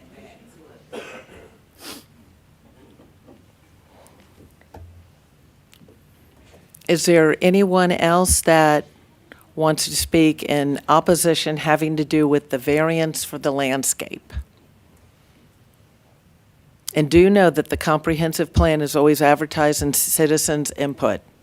We have to go. I mean, we go, but citizens come and participate in that because that's the way it should work. Citizens need to have a say in the future land use. All right, if there's no one else for that, is there anyone that wishes to speak in favor of the variance for the landscape? Hey, I just wanted to bring up a couple of things to you guys' point. Every single bit of everything on the north side of Edge Road, from Liberty all the way to Daniel, has and always has been zone commercial. The reason we selected this is because every single thing along the north side of that road has been that way since I've been alive, 49 years that I've lived in this county. This is not something that we're asking to change. This is how it's always been, way before y'all got there, before all of us were there. So that's why we selected that area. So we didn't have to go and bother anybody. This has been commercial. There are nothing but commercial buildings on the north side of Edge Road and have nothing but been there for 30 years. So that's why we selected that. So we did not need a rezoning. It was already zoned. Everything was already there. That's why we selected that there. John and I have lived here our whole lives. It's always been that way. All we're needing is because the right-of-way is messed up a little bit, and we need 4 feet. It's almost a staff thing, but it's just not quite there on that one little area. Everything else meets absolutely every single ordinance on there. And we're not building something that we don't know. We know exactly what's going there. My business and John's business, we have small vehicles. We're not 18-wheelers. We're not any of that stuff. We've been in business here forever. We're small business owners just like you and always have been. So we're not asking for anything. No rezonings, no anything. We selected this because it was already zoned. So that's all I had to say. I think John might. We're literally sandwiched between I-20. Wait till you get up to the Oh, mic. sorry. There you go. We're literally That's better. sandwiched Thank you. between I-20 and Edge Road. I mean, there's nothing else is going to build there. You're not going to put a house there. So it's going to be raw land. We have the least amount of impact to your utilities, but we're adding tax money. So it will help your roads. It will help everything else. I mean, I don't, that's all I really have to say Is there anyone else that would like to speak in favor of this landscape variance? All right. We'll revert back to the council for any further discussion or questions of staff from Ms. Carter. Councilman Warmoth. Well, this isn't so much for you, Ms. Carter. This is more of a rebuttal. This would be my time to have a rebuttal. As the applicant just stated, if this helps at all, this is a small business owner who is also a resident who lives within that area. Honestly, I don't think that there's any better business, if I'm saying that correctly, to come into that area. But again, that's not even what this is. This is a variance. That business is coming regardless.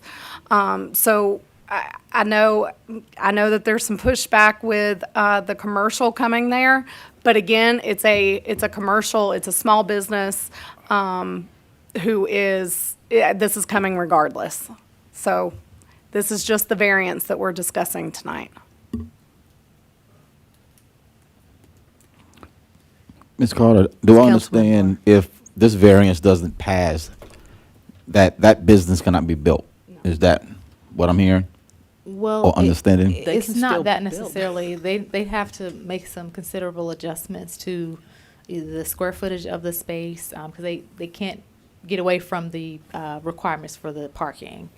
The landscaping is in place for screening from the road to the customer where they're parking on the road. That's the whole intent. And they still would be required to put in the same type of foliage, the shrubs, trees, what have you, as they would if they had had that full 20-foot buffer at that corner. And they would have to make sure that they adhere to that as well. So just for the sake of this discussion, I'm just throwing something out there. So based on what I'm hearing, if they don't pass this variance, then I mean, that's one less parking lot, that space that they can put in Well, on this property for their business. I know that's not the answer you know, that, but they would have to do some considerable re-engineering for the property, and I'm sure if they need to speak on that, they can.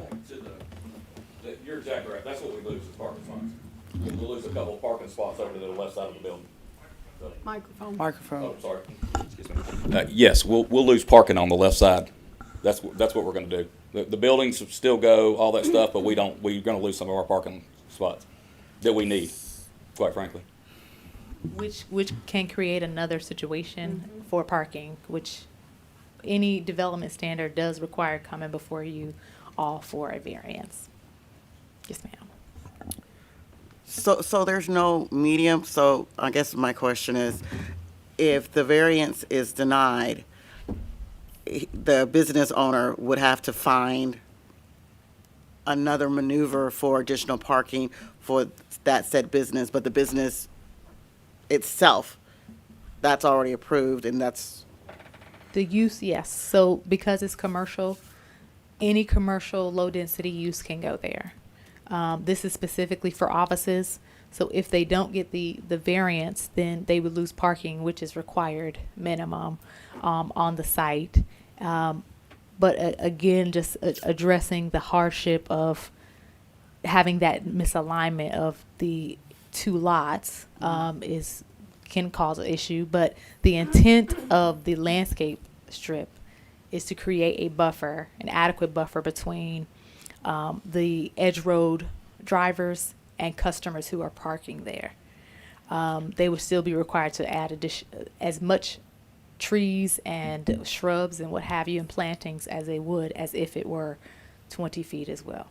So can staff, pertaining to one of the constituents that stated that I guess they live across from the business, how is that their driveway impacted with that variance if it was to be approved? I know we would look at it from an engineering perspective. I'm not sure if those are the gravel drives just there to the south, on the south side of Edge Road. I don't know if that affects the constituents here. But I think the idea is to put it off center so that it's not directly across from the lot. But that would have to be a decision on the engineering piece of it. There's no stipulation necessarily. So there's no stipulation, so no, ma'am. it's a hope and a prayer. Well, Edge Road, as a state, let me see if I can go back to zoning map. Okay.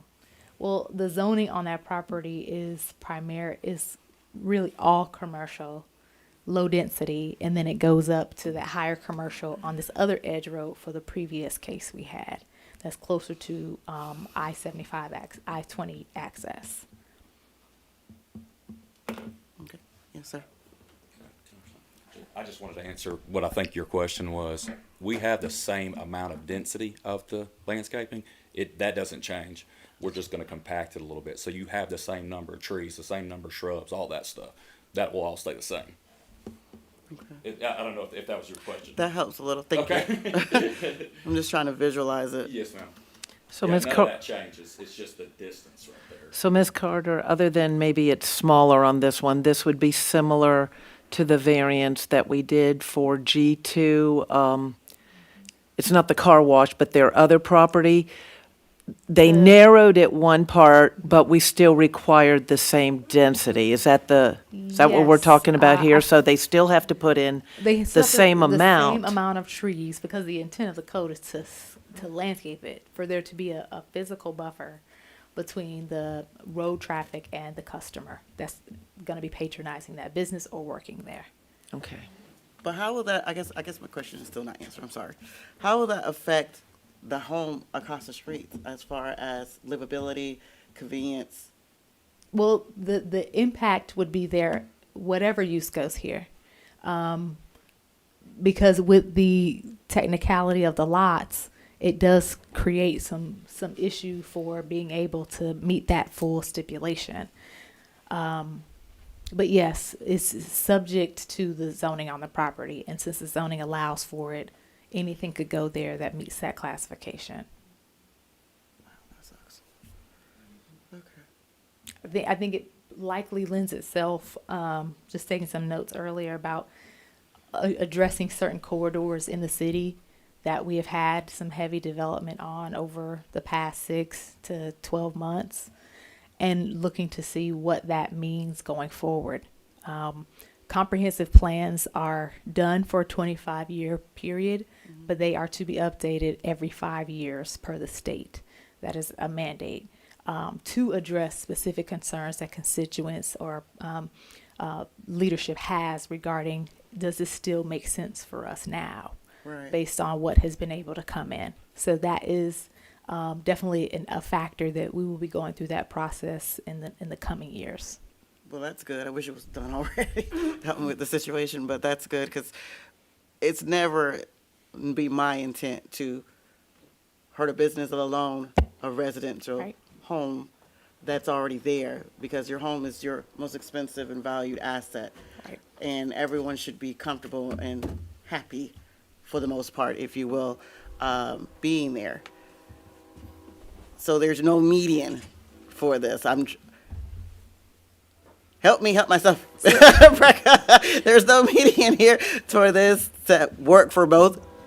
I would suppose that the applicant can go back and look to see how this property can be re-engineered, but understanding that if this particular use doesn't go there, another commercial use can go there, and they may configure it differently. It may be a single building versus two, or what have you, and they may not need as much parking. Right. So, there are a lot of different variations that can be done, but for this particular project, as we look just at the request before us, it's really only about the buffer itself and meeting that intent.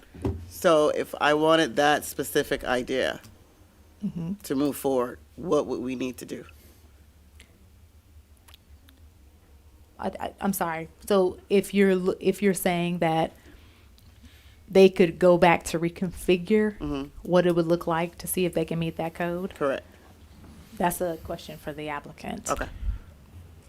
If I may though, but that doesn't mean Do you- that, I'm your sorry. question I to- was gonna, I'm Go sorry. ahead, Councilman Montahan. Well, I mean, I was Hang gonna on. say, Councilman Montahan. let's just assume that they do that, they reconfigure it. That just simply means they build it and they never show up to council. So I don't know if you know what I'm saying? I don't know if you're getting the result that you're anticipating or desiring in that Okay. way. Okay. 'Cause Thank you for what that that clarity. avoids is just him showing up here. Gotcha. In short. And the supreme advantage is the simple fact that the property is already zoned to do what the applicant is looking to do. Thank you, Brica. Yes, ma'am. Anything else for staff? Well, I just got a quick question for the gentleman. I didn't catch your name earlier, I'm sorry. Trey Robinson. Mr. Robinson. Hey, sir. So Prime Construction is your company? Yeah, that's correct. Yes, sir. And you are a resident and citizen of I am. Villa Rica? Yes, sir. Thank you. Yeah, well, we live off Liberty Road and been here my whole life. All right. Thank you for your small business. Is that a Georgia Southern hat? It is, yes, sir. I'm sorry. So funny story. My youngest son went down there on an official visit, and he Okay. goes to Landmark Christian, and this is their same logo, so that's why I got Okay. All right, I forgive you. Yes.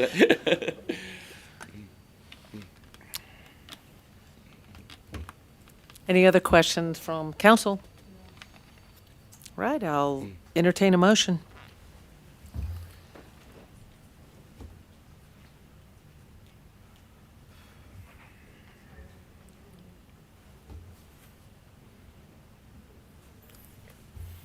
Are you gonna? I found it Someone's too. on- I move to approve the variance request submitted by Prime Construction for the property located at 182 Edge Road, parcel numbers V060070 and V060070 to allow a reduction of the required front parking area landscape buffer from 20 feet to 16 feet, subject to the 3 conditions recommended by staff. I'll second. We have a motion and a second. All in favor? Any opposed? Motion passes 4-1. Right, city manager report. Ms. Hallman. Yes.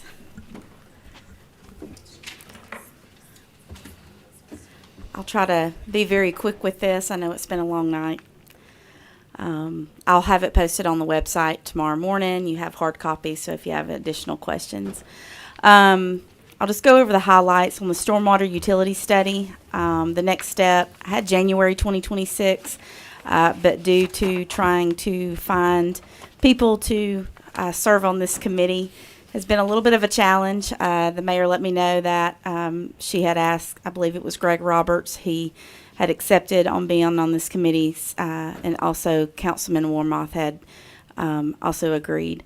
We may try to work a little bit harder next week and then just try to form the committee so we can move forward with this project on the stormwater utility study. I tried to get one other, but he has too much going on with grandkids. And is So if- doing sports, If any of you doing sports. have anybody you would like to recommend, just again, let me know. I'll be glad to reach out to them myself. How many members do you need?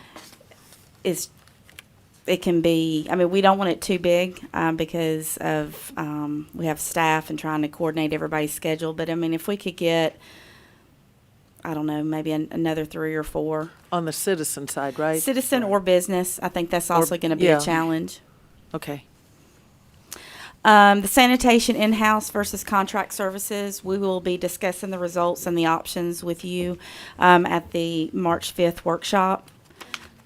The north side downtown streetscape, that really no changes with that. They're still finishing up the preliminary design with GDOT, and we will can begin design after that preliminary design is reviewed.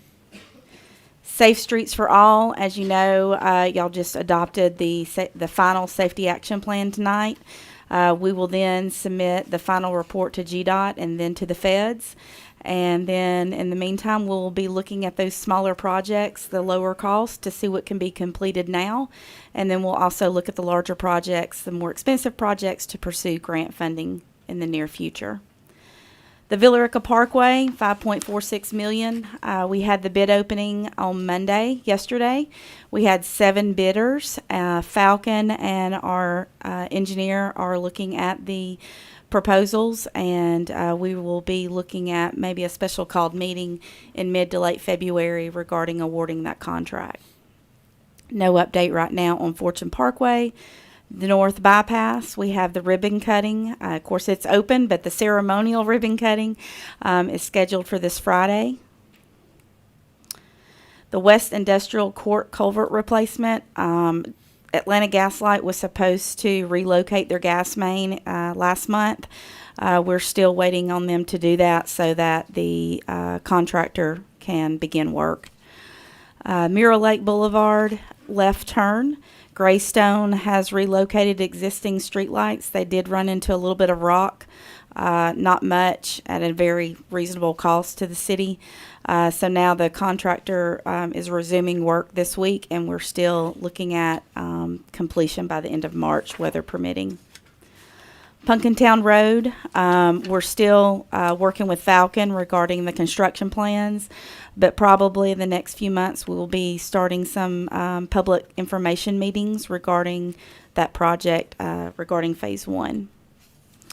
The South Carroll and Tolbert/Reed Road project, again, we'll be looking at this and addressing what your priorities are on that and the various funding sources we could use to complete that project. A new project that we wanted to bring to y'all's attention, we've also posted on social media, is the Dallas Highway Old Stone Road water line relocation. Y'all approved the contract, I think it was in December, for $414,000. It's Smith Pipeline. The funding is the GFA loan that we received. The construction, February the 9th through May 11th. It's the connection of existing water lines on Old Town Road and Dallas Highway, the relocation of water line around Tanner Hospital property in preparation of their expansion, and the initial phase of the North Avenue water line relocation project, which would be improving service in the area. Regarding the Connors Road Park, again, that's kind of just looking at different various in-house options due to the price, estimated cost that we got from our consultants. The Fortune Park, we will begin discussions about the park options and funding at our March 5th workshop. Another new project is something I brought up last week at the work session. The courtroom here in this room, the council meeting room, staff will begin the renovation on February the 23rd. We will shift the outer wings of the dais to span forward in a V pattern for better visibility for council members during the meetings. This will involve some flooring adjustments as well, and our goal is to have the renovation complete before our March work session. Pickleball courts, they're looking really good. You can see the pictures here. They're painted, lights are up. Staff will pour sidewalks and install landscaping during the next couple of weeks. The bathrooms, everything's been completed. Exterior painting is complete. Probably another week or two, getting all the landscaping and everything done there. And again, all of this was done in-house to our great building maintenance team and Public Works. The tennis courts, due to the rain, it's delayed getting those constructed. But staff did drain the water off the tennis courts last week. It took about 2 days to drain that water, and our Public Works team is estimated to finish the tennis courts sub-base within the week. And then we can call in the contractor, Signature Courts, to have them scheduled to start the asphalt on the courts after that. Just want to remind everybody in regards to the Carver High experience, which is at the library. They will have at least 200 students that will tour this exhibit this month. This year's focus is the George Washington Carver, who was a genius inventor and a talented artist. And the library is accepting student entries into the Wildest Dreams art show, where they imagine an inventive solution to a problem in the world, and then they submit the draft of the solution to be displayed at the library. So when you have a chance, go by our library and see this exhibit. They will also be featuring the Hidden Figures movie on February the 17th, and allow the kids that are attending to make paper rockets.